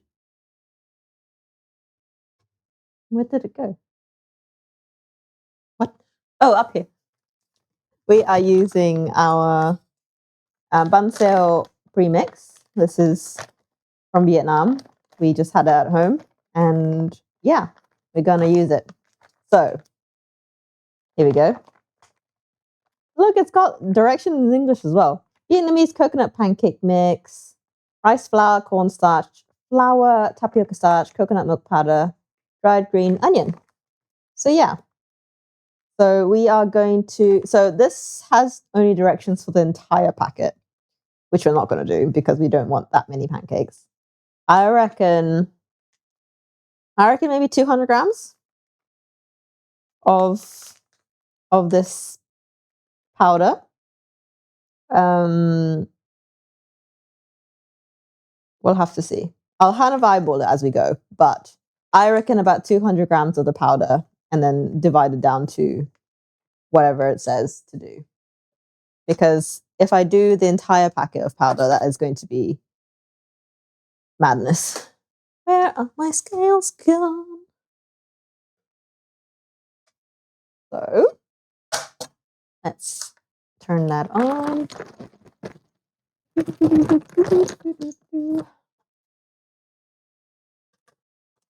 I need to find more clips because I swear I had so many clips. I even bought like an extra set of clips, and all of my clips have disappeared somewhere. So I'm gonna have to find them. I've also lost all of my like big spoons, which is also like what? How do I lose spoons like that? So we're gonna scoot this over. This is great because everything's basically already mixed in for you. Massive packet of desiccant in there. You can't see. It's like the world's massivest packet of desiccant in there. I was like, oh my God, what is in there? Right. We're going to go for 200 grams of premix powder situation. Can somebody do me 1,300 divided by 5 times 2? Because I do not currently have the capacity to get a calculator out right now.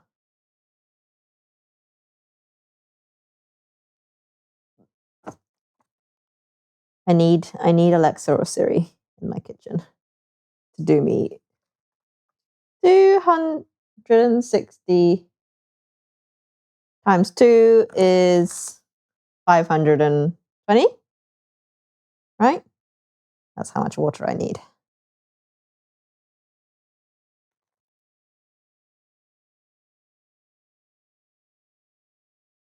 We have 200 grams of powder, almost. Nice. No problemo. I will flex my Asian ability to do mental math sometimes.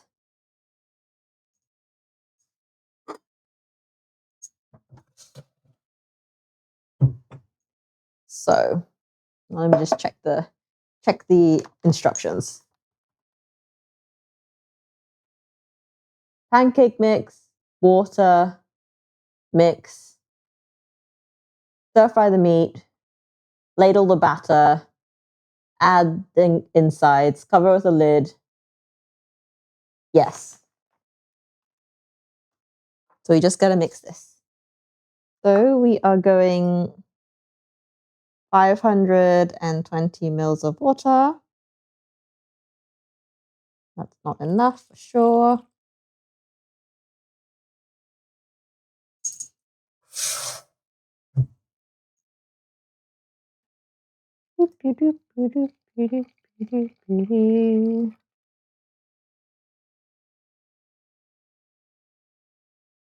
Ah, not quite. 30 more mils.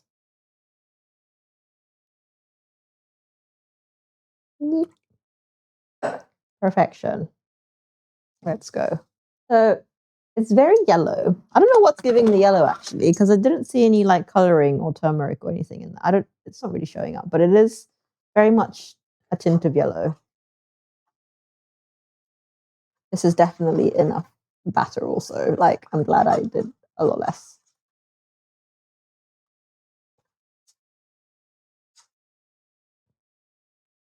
I wonder what's actually giving it the yellow color. I'm surprised. You see the yellow? It's not really showing up on my screen, but what's in there? Turmeric powder. That will do it. That will do it for sure. clearly did not read out all of the ingredients when I thought I did.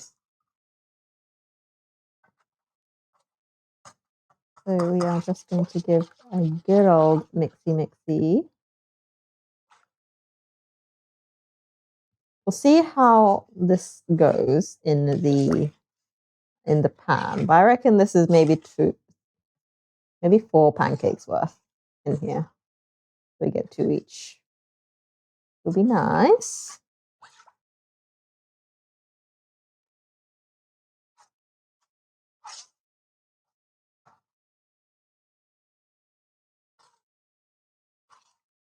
So I'm just going to get as many lumps out of here as I can.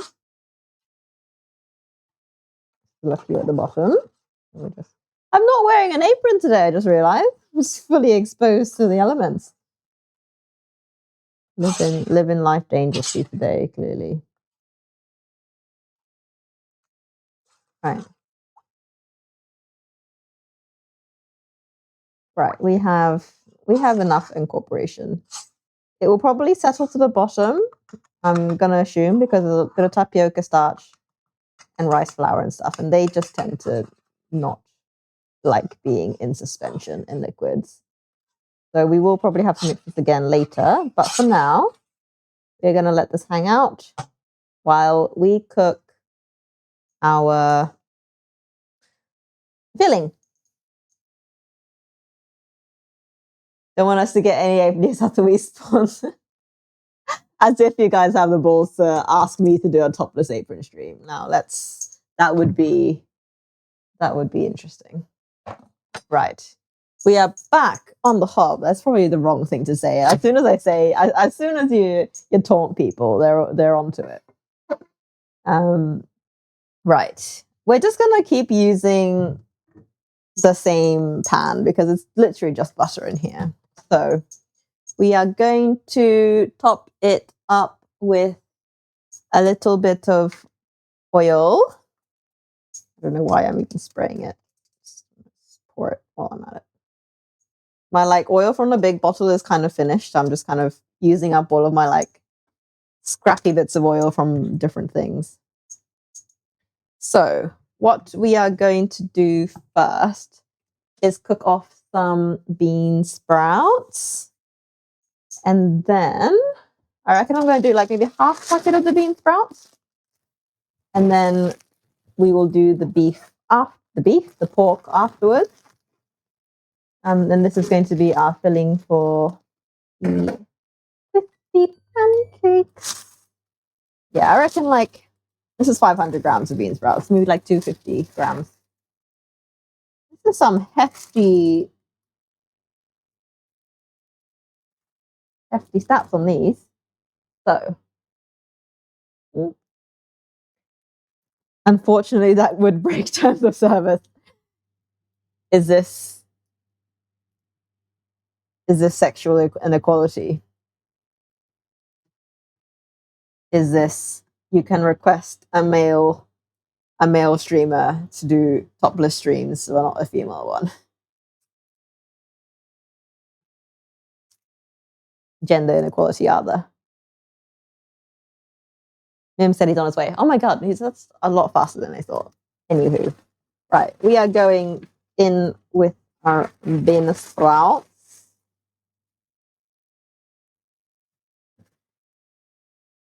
About yay much. The rest is a stir fry for another day. Spread that down. Just gonna give it a little salting. This is just salt and garlic and chili situation. Ooh, we dropped the bean. Where is he posting this? Is this on Discord? Am I just missing it, or is this a private chat?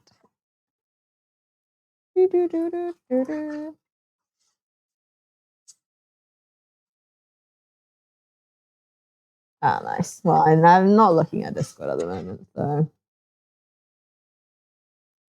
let's give this a little toss off. Basically, all the filling needs to be kind of cooked, ready to go, because it gets added right at the end before the pancake gets folded. So we're just going to, I mean, spatula is probably not the most ideal implement for this. I am not going to lie. However, this is what we have. This is what we've got to work with. We are going to persevere. Bean sprouts don't take very long to cook, so we're just gonna let it chill, let it vibe. See, it's already like shrunken by half.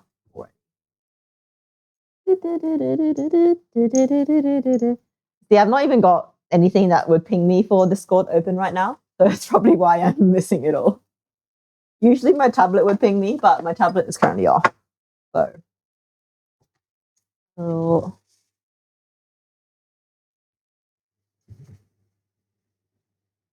I'm gonna use this guy. Plating. Prepping our mise en place. So we have our green sprouts making their way to cookage.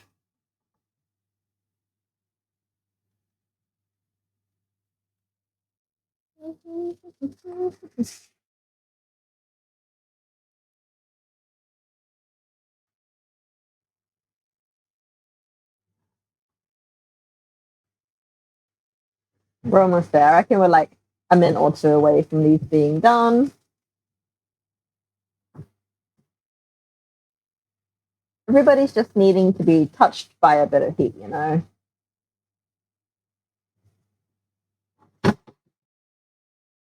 You don't want anyone burnt.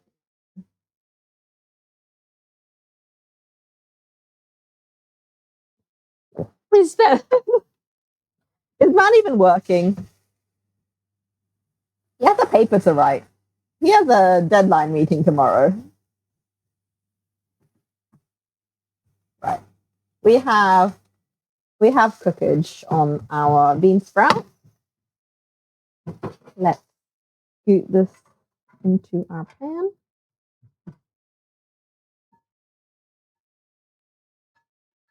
Right.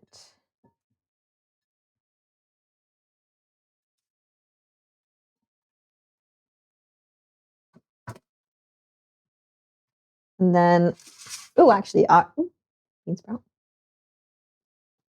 Taste test. Nice. Yum. Why he works late? Clearly. Right. Pancake batter is still good. We are going to actually quickly check the state of our crepes are actually fully cooled now. So I might do a quick crepe construct so I can put these in the fridge to set with the rest of our cream and stuff. So I'm gonna try and make some room here. There's never enough room in this kitchen. So a new plate. I can even reach my color. Blah, blah, blah. You have 3 sizes of this plate. Ah, the wrong one. The woes of being short. Oh, come on. I can't reach. Not even in there. Obviously. This is why I have a tall husband.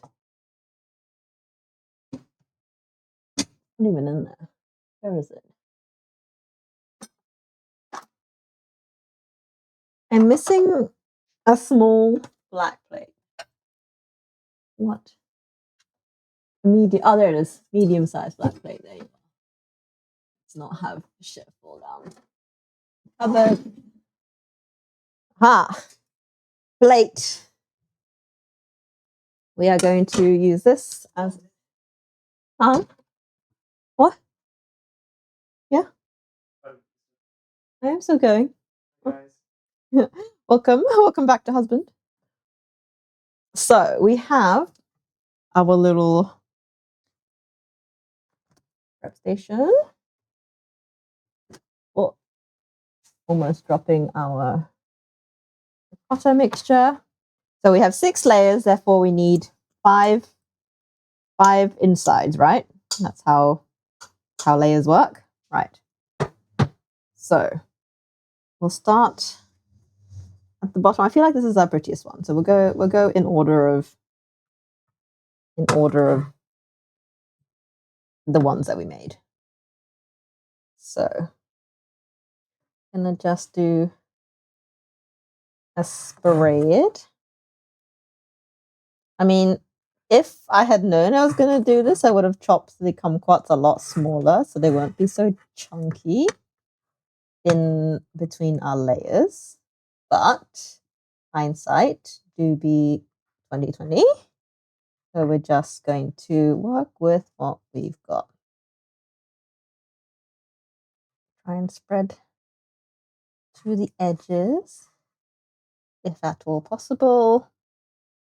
I don't think it is, but it's all right. Pretty doesn't equate delicious. And then we're just going to layer up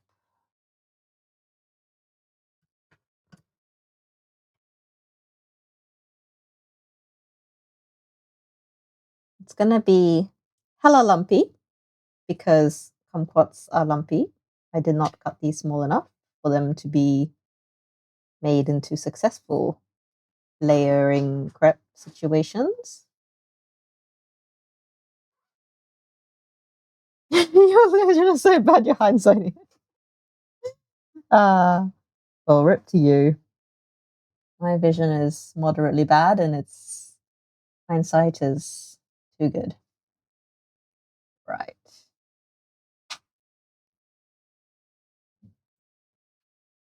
We are continuing our way through our layers. I'm actually so proud of how like evenly sized I've managed to make these. So we have ricotta and kumquat cream, if anybody missed what we are layering on here. This was just going to be like regular filled crepes, but then I had the magnificent idea of making a little crepe cake. So this is what's happening now. So this cream was definitely not built to be layered in between stuff. It is way too lumpy to be doing that. But it is what it is. Fine, it catches up to me when I'm sleeping, slaps me awake and says, "You should back to that." Oh yes, I feel ya. Always comes at the most inconvenient of times, doesn't it? It's like, why? You could have caught up to me at any point during the day, and yet you decide the most inconvenient time to do it. Here we go. Fourth layer of cream. See, I'm even like doing this with a fork. Like I'm at that point, like, God help me, you know?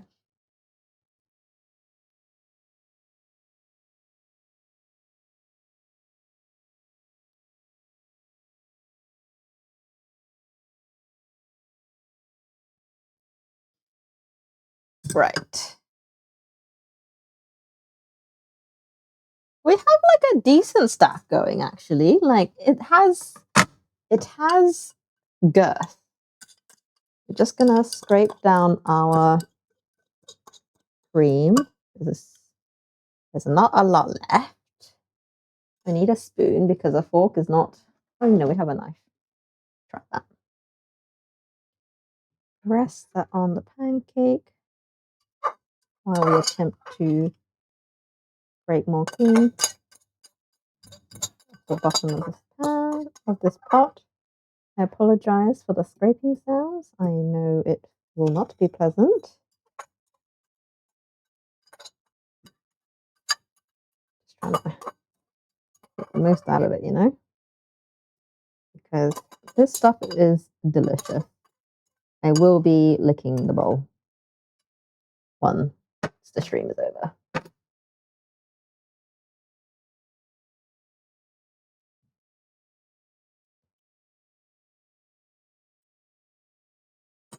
Right, cream is distributed. You know what? I probably could have used a knife for a better job at getting this bread. But here we are. Speaking of hindsight, here's another one for you. Beautiful little ricotta cream going on. Wow, the knife is so much easier to do this with. Wow, why didn't I think of that one?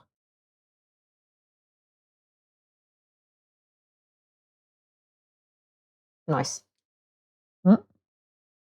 Oh, so good. Oh my God. Brilliant. Right. Our pretty pancake is going on top. And this is now just going to go in the fridge to settle up. Oh, hello. My goodness, another one. Thank you so much for the raid talks. This is third raid of the day. Today is a raiding day, clearly. We are doing a pancake squared. Hold on, before I put this away. We're doing pancake squared because it is a miraculous year where it's Shrove Tuesday and Lunar New Year / Chinese New Year / Tet, whatever you'd like to call it in your culture, is at the same day, on the same day. So we are doing pancake squared. We are doing a Vietnamese bánh, which is a savory pancake. It usually has a coconut milk base. It's very crispy. It's filled with prawns and pork usually, but today we're just doing pork and bean sprouts. And we've also got a ricotta kumquat layered crepe cake situation. It was originally just meant to be ricotta and blueberry crepes, but then I found some really lovely kumquats, so we're doing kumquat ricotta filling. Decided to make it into a cake because why not? And we've got some blueberries sitting over here as our sauce. Sorry, I was showing the camera here, but it's over here now. Little blueberry sauce in my little fried onions. So that's for dessert. And this is for mains. Lemon curd and ricotta, that's right. But then the lemons went out the window and then the blueberries came in. But it's all right. We only listen with half an ear on this channel. As is always the case with me, I only listen to things with half an ear. Right. So that's in the fridge for now to set up, and hopefully we get a beautiful cross section. We have already cooked our bean sprouts. We are just about to cook our pork filling, ready to be put into the pancakes. And then once that's all done, that was very loud, it will be the kumquats kind of crash the party. That is, you're not wrong. But they're seasonal, they're delicious, and they taste so good. So we're just going to stir fry our pork now. This is just sliced pork with garlic and salt koji. You should know by now that I'm obsessed with koji.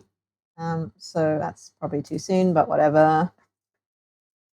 We are going to get everybody in the pan, cooking off.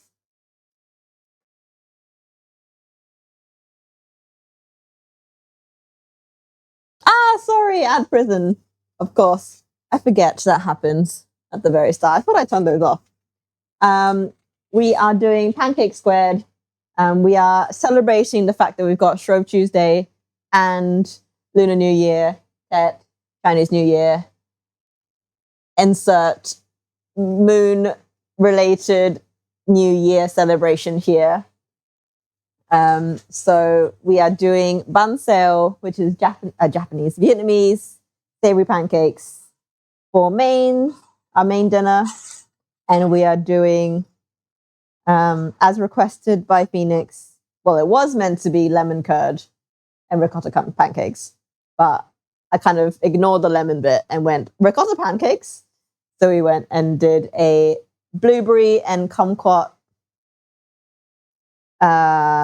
sauce, which is here. There's not much of it, but I only made enough for tonight.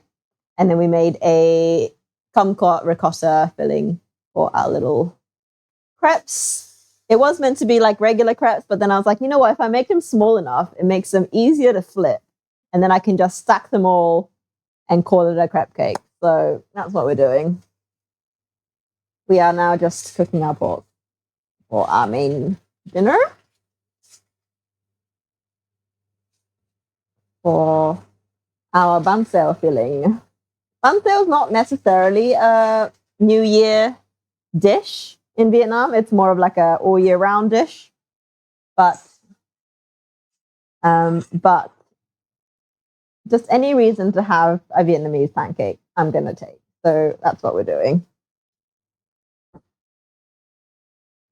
You didn't realize it was Shrove Tuesday as well. Yeah, I think a lot of people said that actually when I posted my schedule.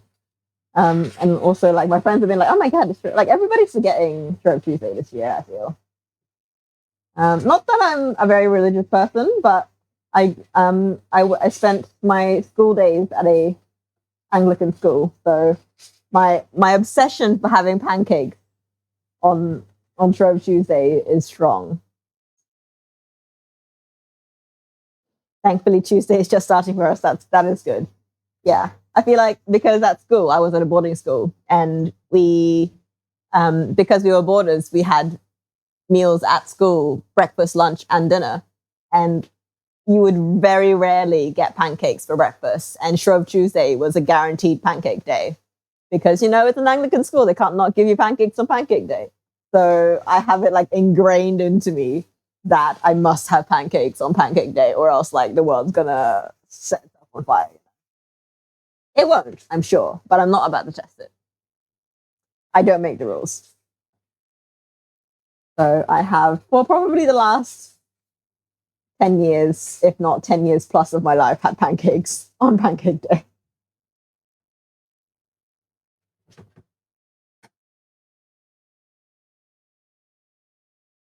You guess you're so associated with more Mardi Gras, like King Cake. See, like, to me, King's Day is like 6th of January because my mum lived in France for a long time when she was younger.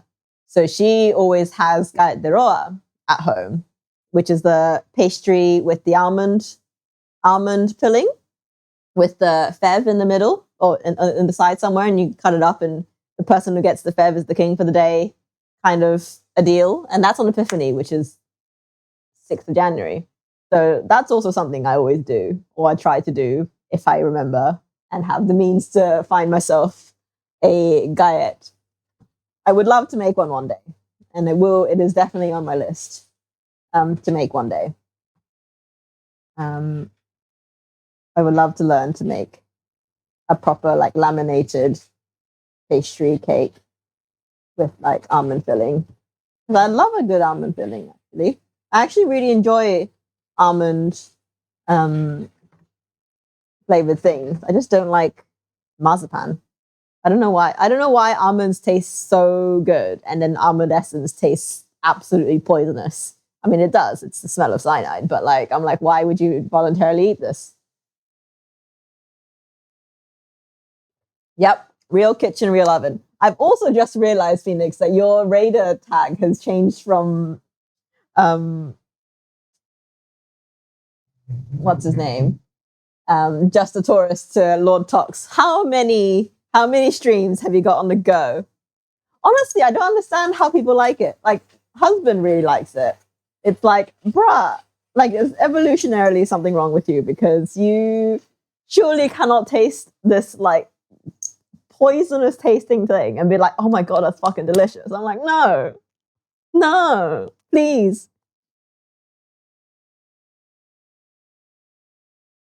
So yeah, we have just needed a wine break. Like, we just cooked off our pork. This is now joining our bean sprouts in our filling platter. I'm just going to give the pan a quick wash off, and then we are going to be ready to do the actual pancaking. Part 2. I also really need to pee, so I'm gonna let husband entertain you guys for a very short moment. I need like 30 seconds. 30 seconds. Let me give you that.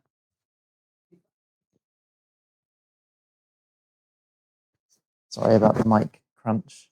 Hi guys. Question time. What would you like to know? What are the dirty details you need to know? Hello.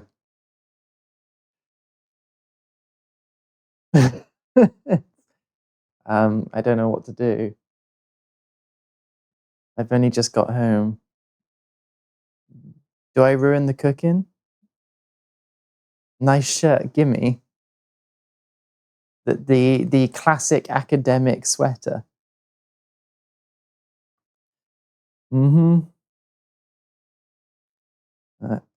Does it need anything? Do I taste things? Or will that ruin it? I'm sorry, this is not entertainment. I don't know what I'm doing. Anyway, have you all had a nice day? I've had a nice day. I say I had a nice day, but it's been work, so it's not a nice day, but it's a nice day. And she's back. Thank you. Goodbye. Good advantage of questions, guys.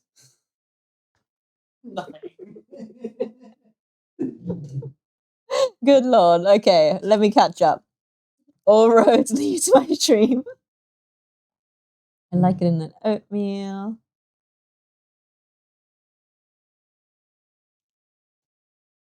So, 2 laptop, desktop.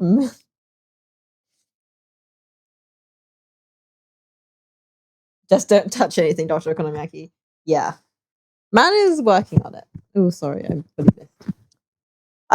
Are you complimenting my shirt or husband's shirt? I hope it's mine because his was plain as fuck. Thank you so much for the raid talks. I gotta catch up on your one because you made quests today, didn't you? I saw it pop up on my notifications, but I was in the middle of something, so I will have to catch up on it when I have a moment to sit down. But thank you so much for the raid. I hope you have a good sleep. If a 4:30 sleep is what you can call sleep. And yeah, see you next time. Ciao, ciao. I'm gonna quickly wash this pan now. Made 2 quests. My goodness, man is on a roll. He's churning it out. I am going to quickly wash this pan down because we are using the same pan for absolutely everything today. That pan is cold.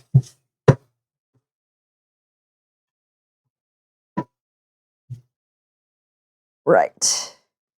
Doesn't need like a proper clean now. It just needs to be not porky.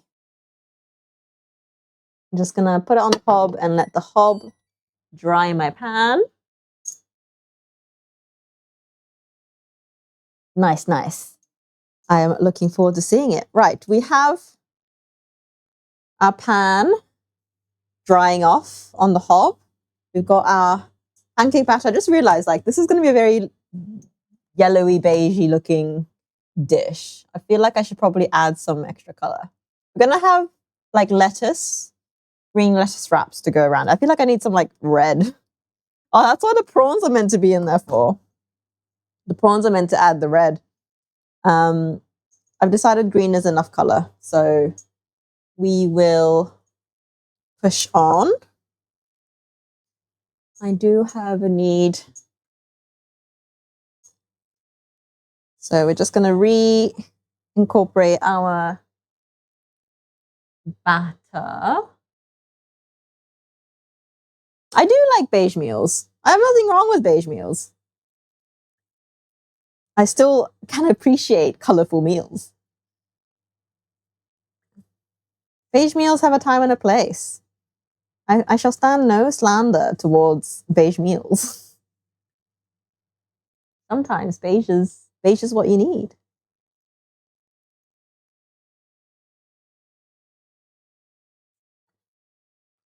We are just getting this remixed back up.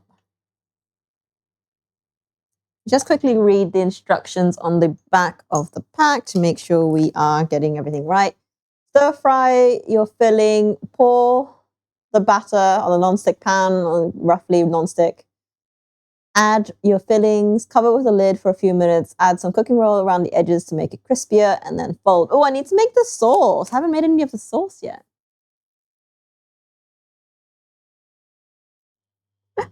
Matt, that we have figured something out. We are coming close to the realization that beige is what keeps us going.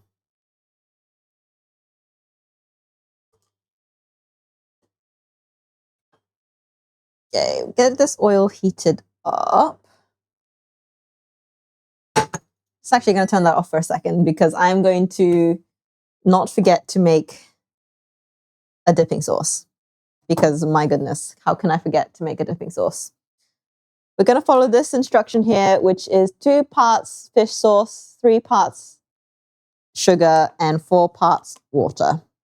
Let's go. Let's see if this has good sauce ratio recipe. I was colorblind. All food would look delicious to him. It would all be grayscale. I feel like a lot of people are mostly red-green colorblind. So everything looks kind of like a shade of brown rather than it being gray colorblind, like a black and white colorblind. So we're just going to quickly pause pancake making to make a quick fish sauce situation. So we're going to 3 tablespoons of sugar, which seems like a lot, but I trust. I'm trying to find me a good recipe for fish sauce. I'm gonna try everything once. You're red green colorblind.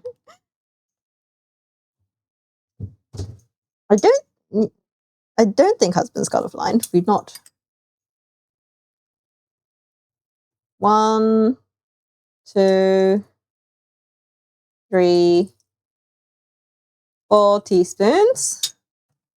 And we need 2 teaspoons of fish sauce. It's here.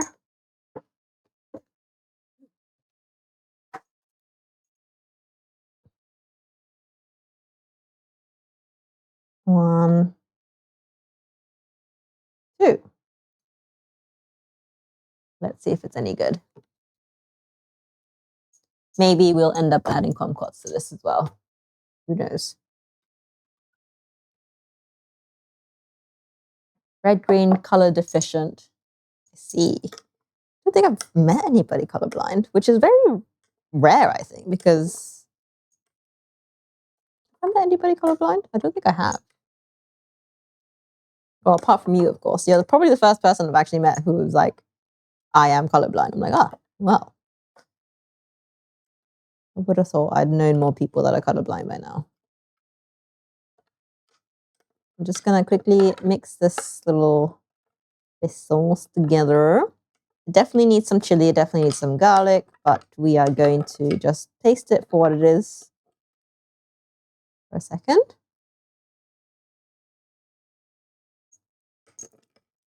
Oh, yum, actually.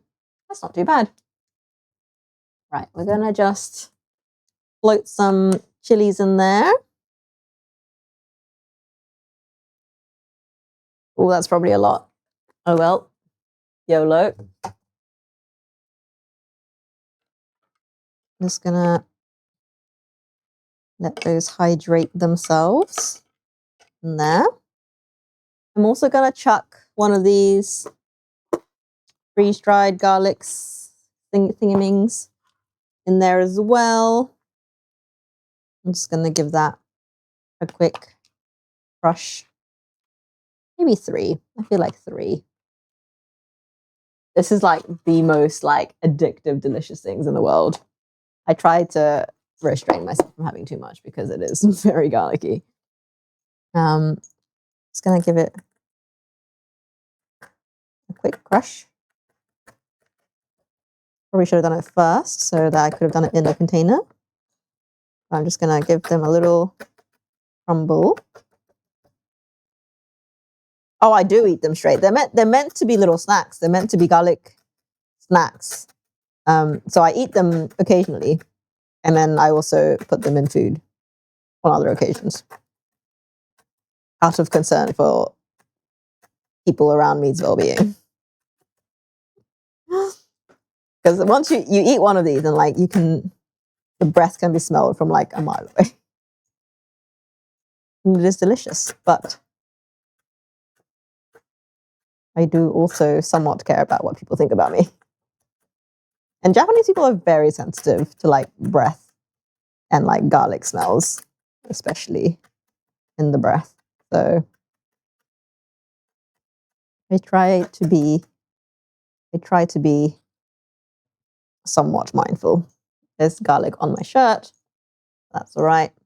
And that's just going to go into the sauce.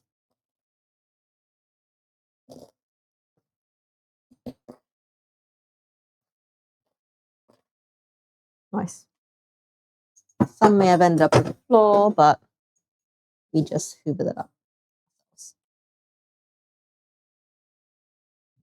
Nice. So we now have our garlic bits just hanging out in there as well. Right, they can hang out. Oops, I spilled some.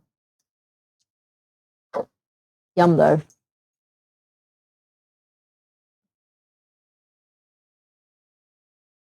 Let those guys hang out while I cook the pancakes.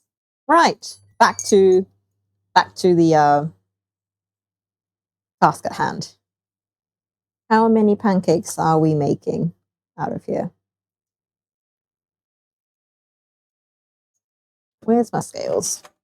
If I weigh them, because we have 200 plus 520, which is 720 worth of batter, supposedly. So if I do some maths, actually I have hands to do calculations now. If we go 520 plus 200, I should have 720 grams of batter. If we want 4 pancakes, each pancake needs to be 180 grams.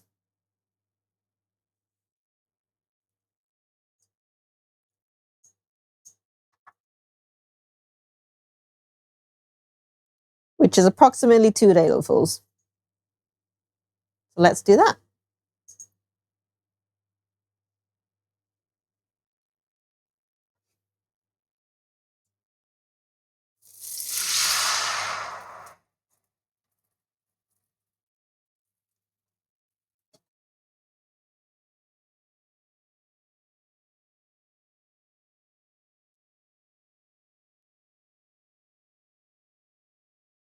And then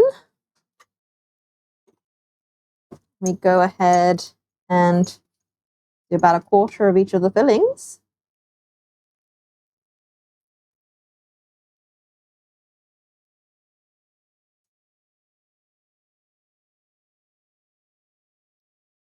So we've got our cooked bean sprouts. A touch more. A bit more. And we've got our pork, also cooked. This is garlic koji'd pork. In. I think usually you'd end up with like prawns in here as well, but we're not doing prawns because I don't feel like it. Nice. Gonna let that cook and needs a lid. It needs 2 minutes. It's a one side cook kind of a thing. It does not get flipped. It gets folded over in half. So meantime, I'm going to stir our fish sauce because there's still a bit of sugar in the bottom. I'm just trying to get it dissolved.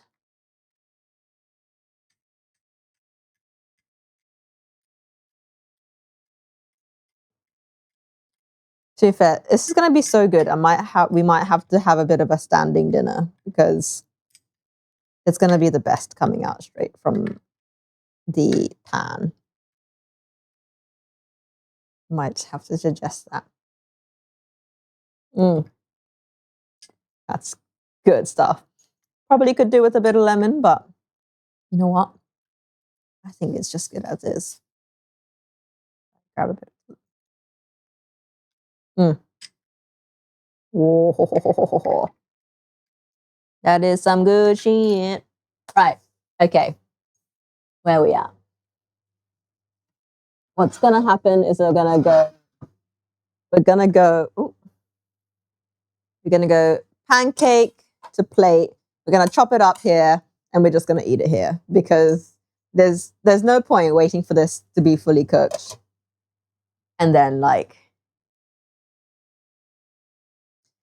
mean, the thing is that the kumquats that we have no juice in them. It'd make it too sweet almost, to be fair. Maybe yes. Maybe we just have kumquat fish sauce. I want it to be more tart. It almost needs a little bit of vinegar just for a bit of tartness. Because this is sweet. This stuff is sweet. Oh.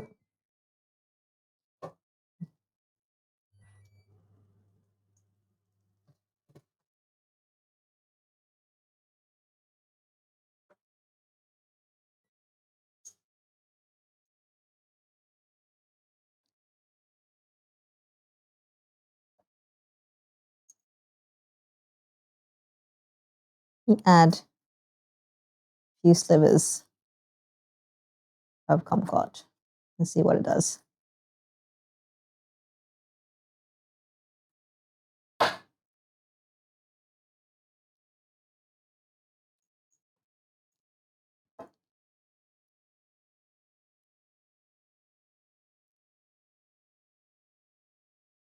The thing is, the kumquats are going to add like lovely citrusy notes, but it's not going to add a lot of acid because it's not a very acidic.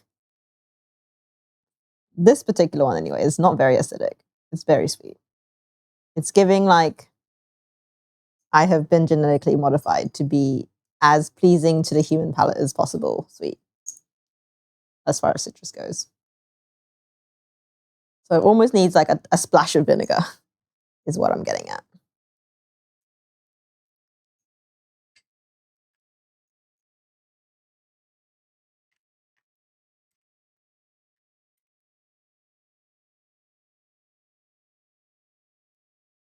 I mean, yeah, of course it's going to taste good. Okay. More kumquat. More kumquat is being added.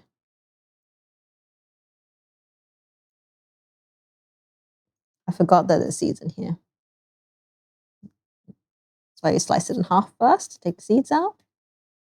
We ended up cutting from one end to the other. Now we have kumquat seed to deal with.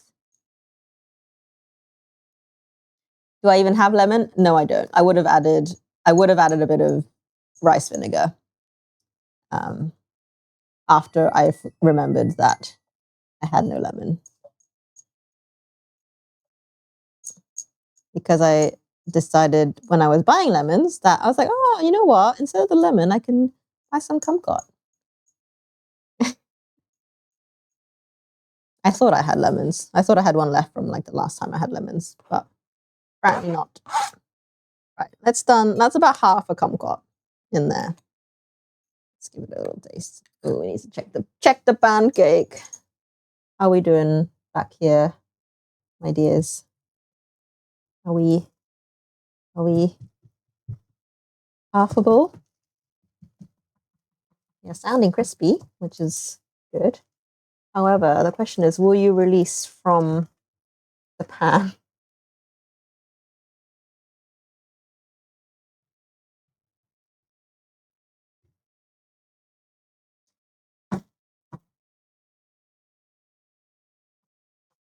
It's the age-old problem with a ever so slightly not non-stick enough pan.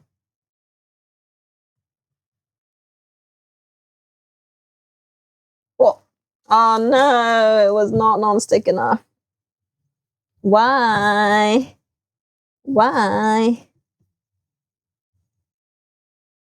Rip. Rip bun sale. 1 second.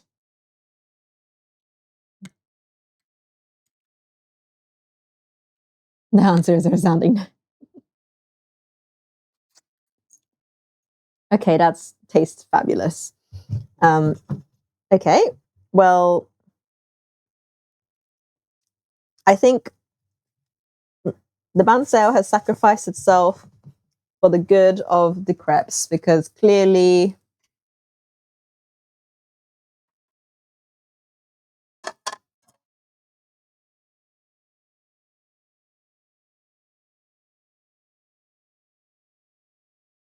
rip pan. Well, the first one's always a fail, so we will persevere.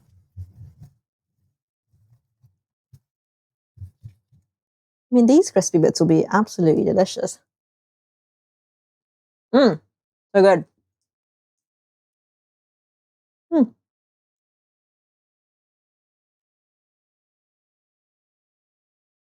Hello, Trickster.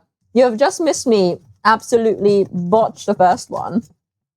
So we're going to try make the second one better. Oh, see, now you come off the pan. Maybe I just didn't leave it long enough.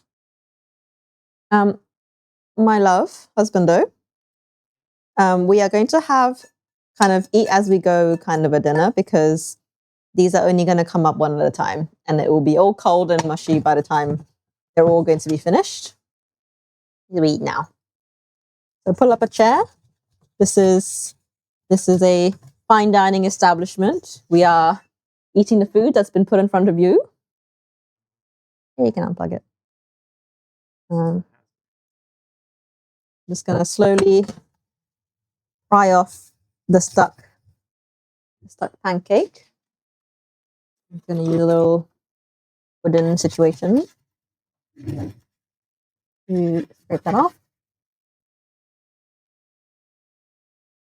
Yep.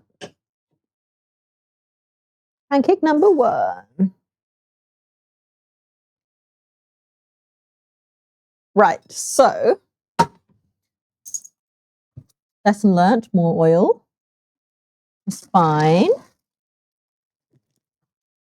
So let me clear some space so we can have good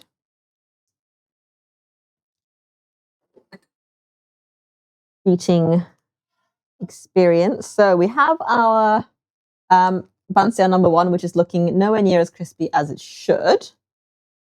However, you could have had that one, then top and slice the crepe cake. Oh, nice. To be fair. Exactly. So we're going to have a little husbando and I, we're going to have a little taste test now. So it's straight out the oven, straight out the pan.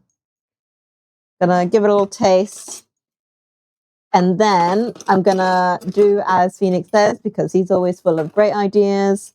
We're going to top our crepe. We're gonna do our panna cotta, ricotta and blueberry crepes. And we're gonna show that off.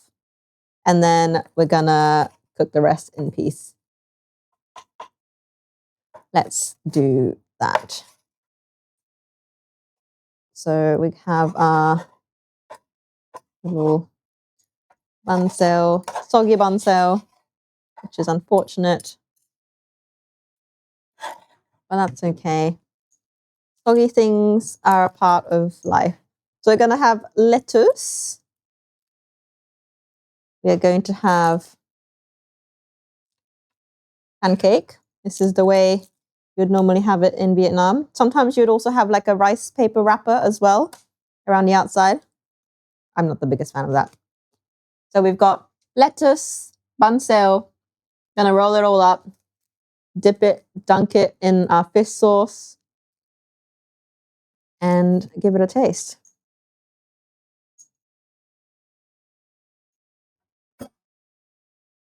I'm gonna have a little dunk.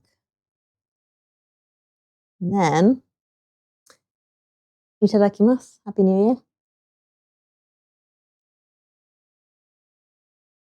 Mm.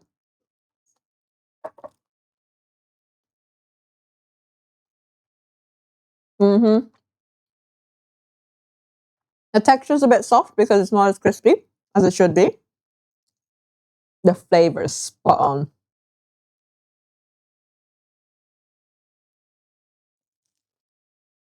Mm.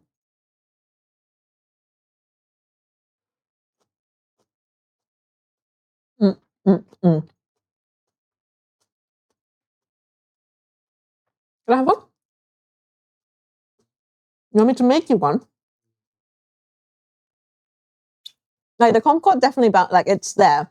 Kumquat is, well, these particular kumquats are very sweet, very light on the acidicness. So I would have preferred a bit more acid, but you know what?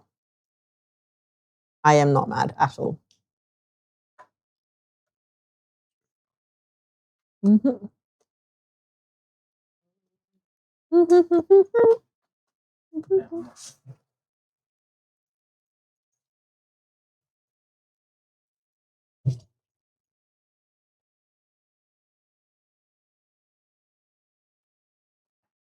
Delicious.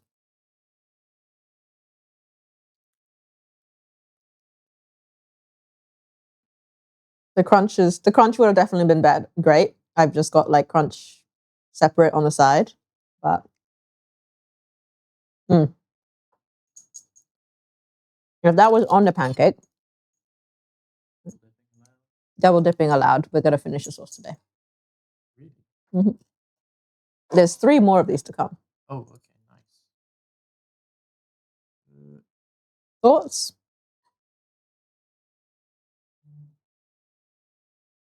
Should I not be asking that on stream?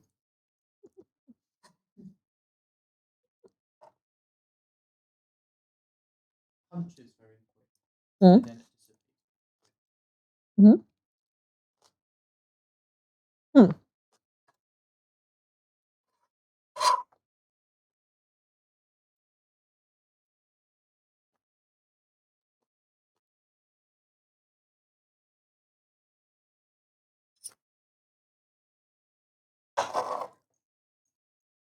Good stuff. Mm.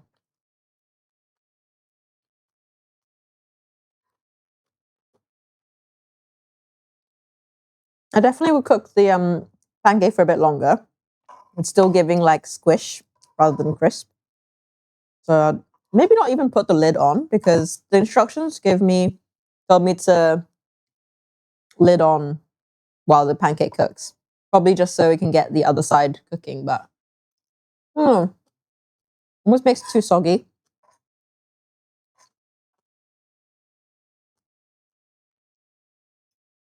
Mm.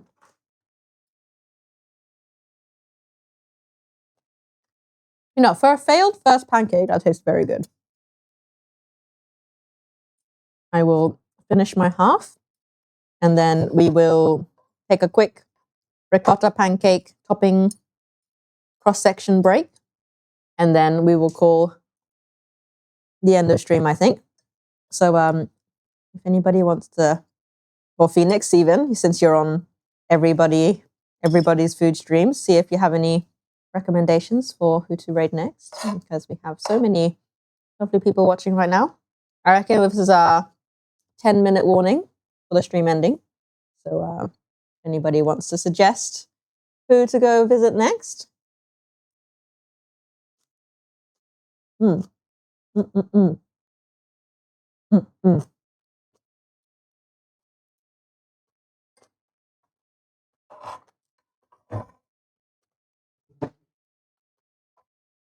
So good.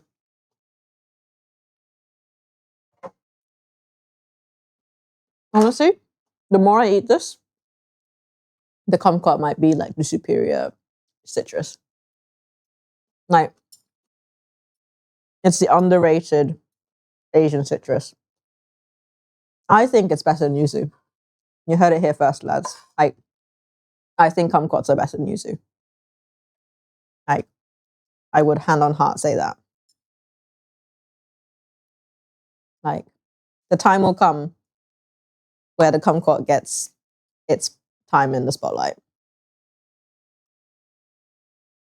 Mm.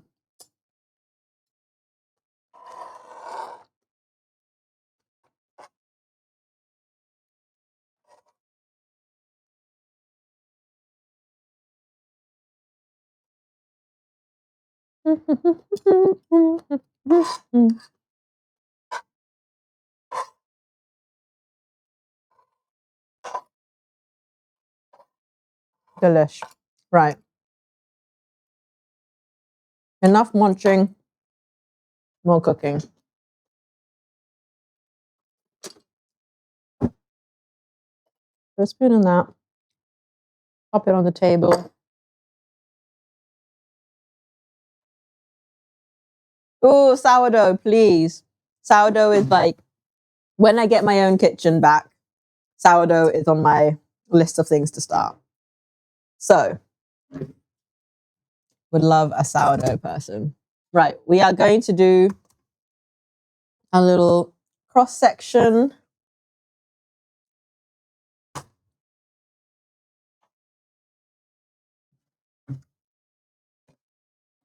Situation.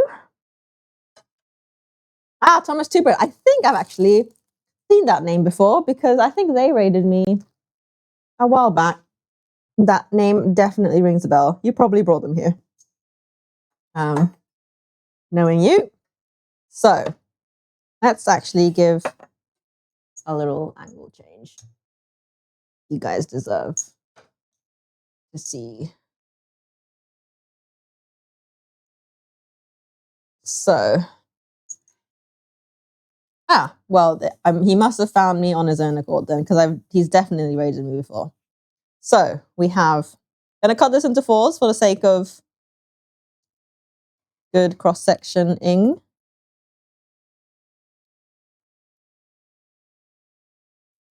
Probably should have like warmed my knife or something.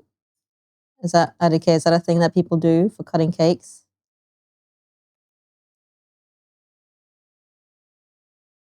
Ooh, kumquat.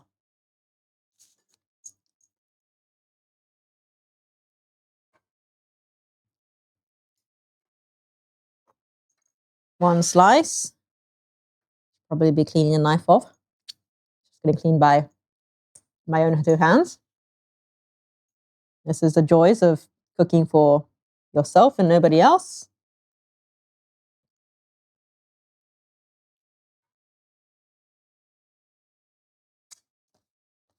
Right, let's go.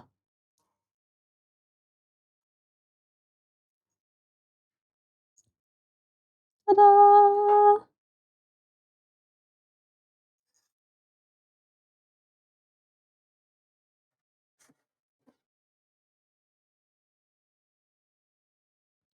Look at that. A bit holy, but you know what? All things considered, that is pretty good going for my liking. Ooh, that's not fully cut.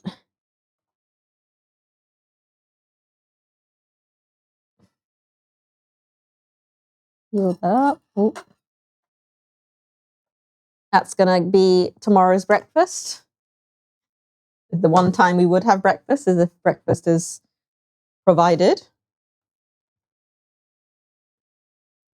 I have our 2, and then our blueberry kumquat sauce. Probably should have left some like ricotta to top it with as well. But we're gonna go nice thick dollop on the side. Voila! Nice little, ooh, plate's falling off. Nice little blueberry drizz dollop. Kind of a situation on here. Yeah.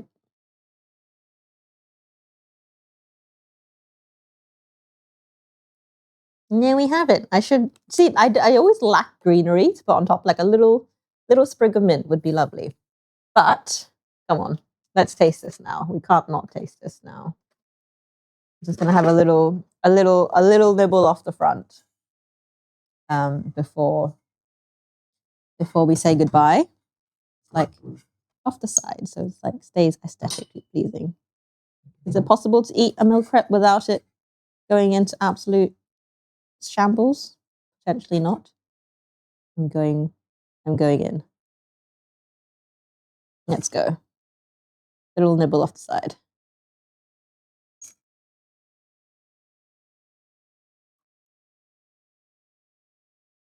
Mmm. Mmm. That's so good.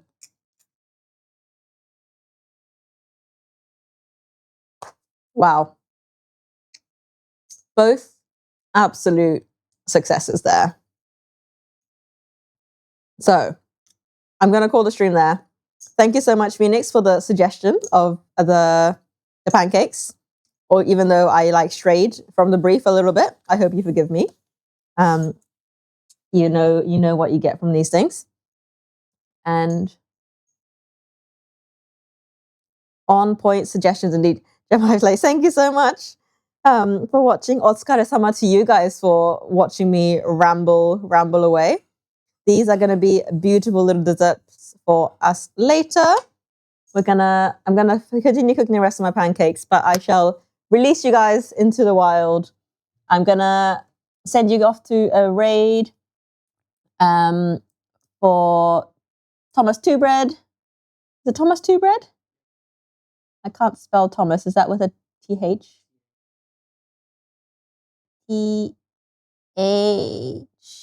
THOMAS, Two Bread. And he's going to be baking some sourdough, apparently. And yeah, thank you so much for joining me, you guys. I stream 3 to 4 times a week, mainly cooking. I play mahjong sometimes, so if you enjoy what I do, chuck us a follow. There is a bit of a goal going. I need a new computer, so help me get there. And yeah, we have lots of fun things cooking this week. We're doing a bit of a Vietnam week, so do check me out for the rest of the week as well. We're doing jalur from scratch, prepping tomorrow and cooking the day after. And then we're going to take a bit of a break. And then on Sunday, we're going to do a bit of a summer roll situation as well. So yeah, join the Discord if you want daily updates, not daily updates, like weekly updates of what I'm doing. And sometimes I post pictures and stuff and we just chat like a good old group of friends. Yeah, give my love to Thomas. I'll be there for a moment while you guys settle in. But otherwise, see you next time. Bye.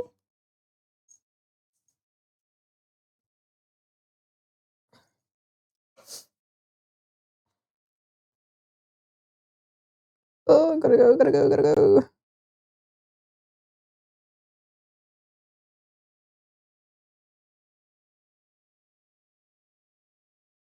you got it up?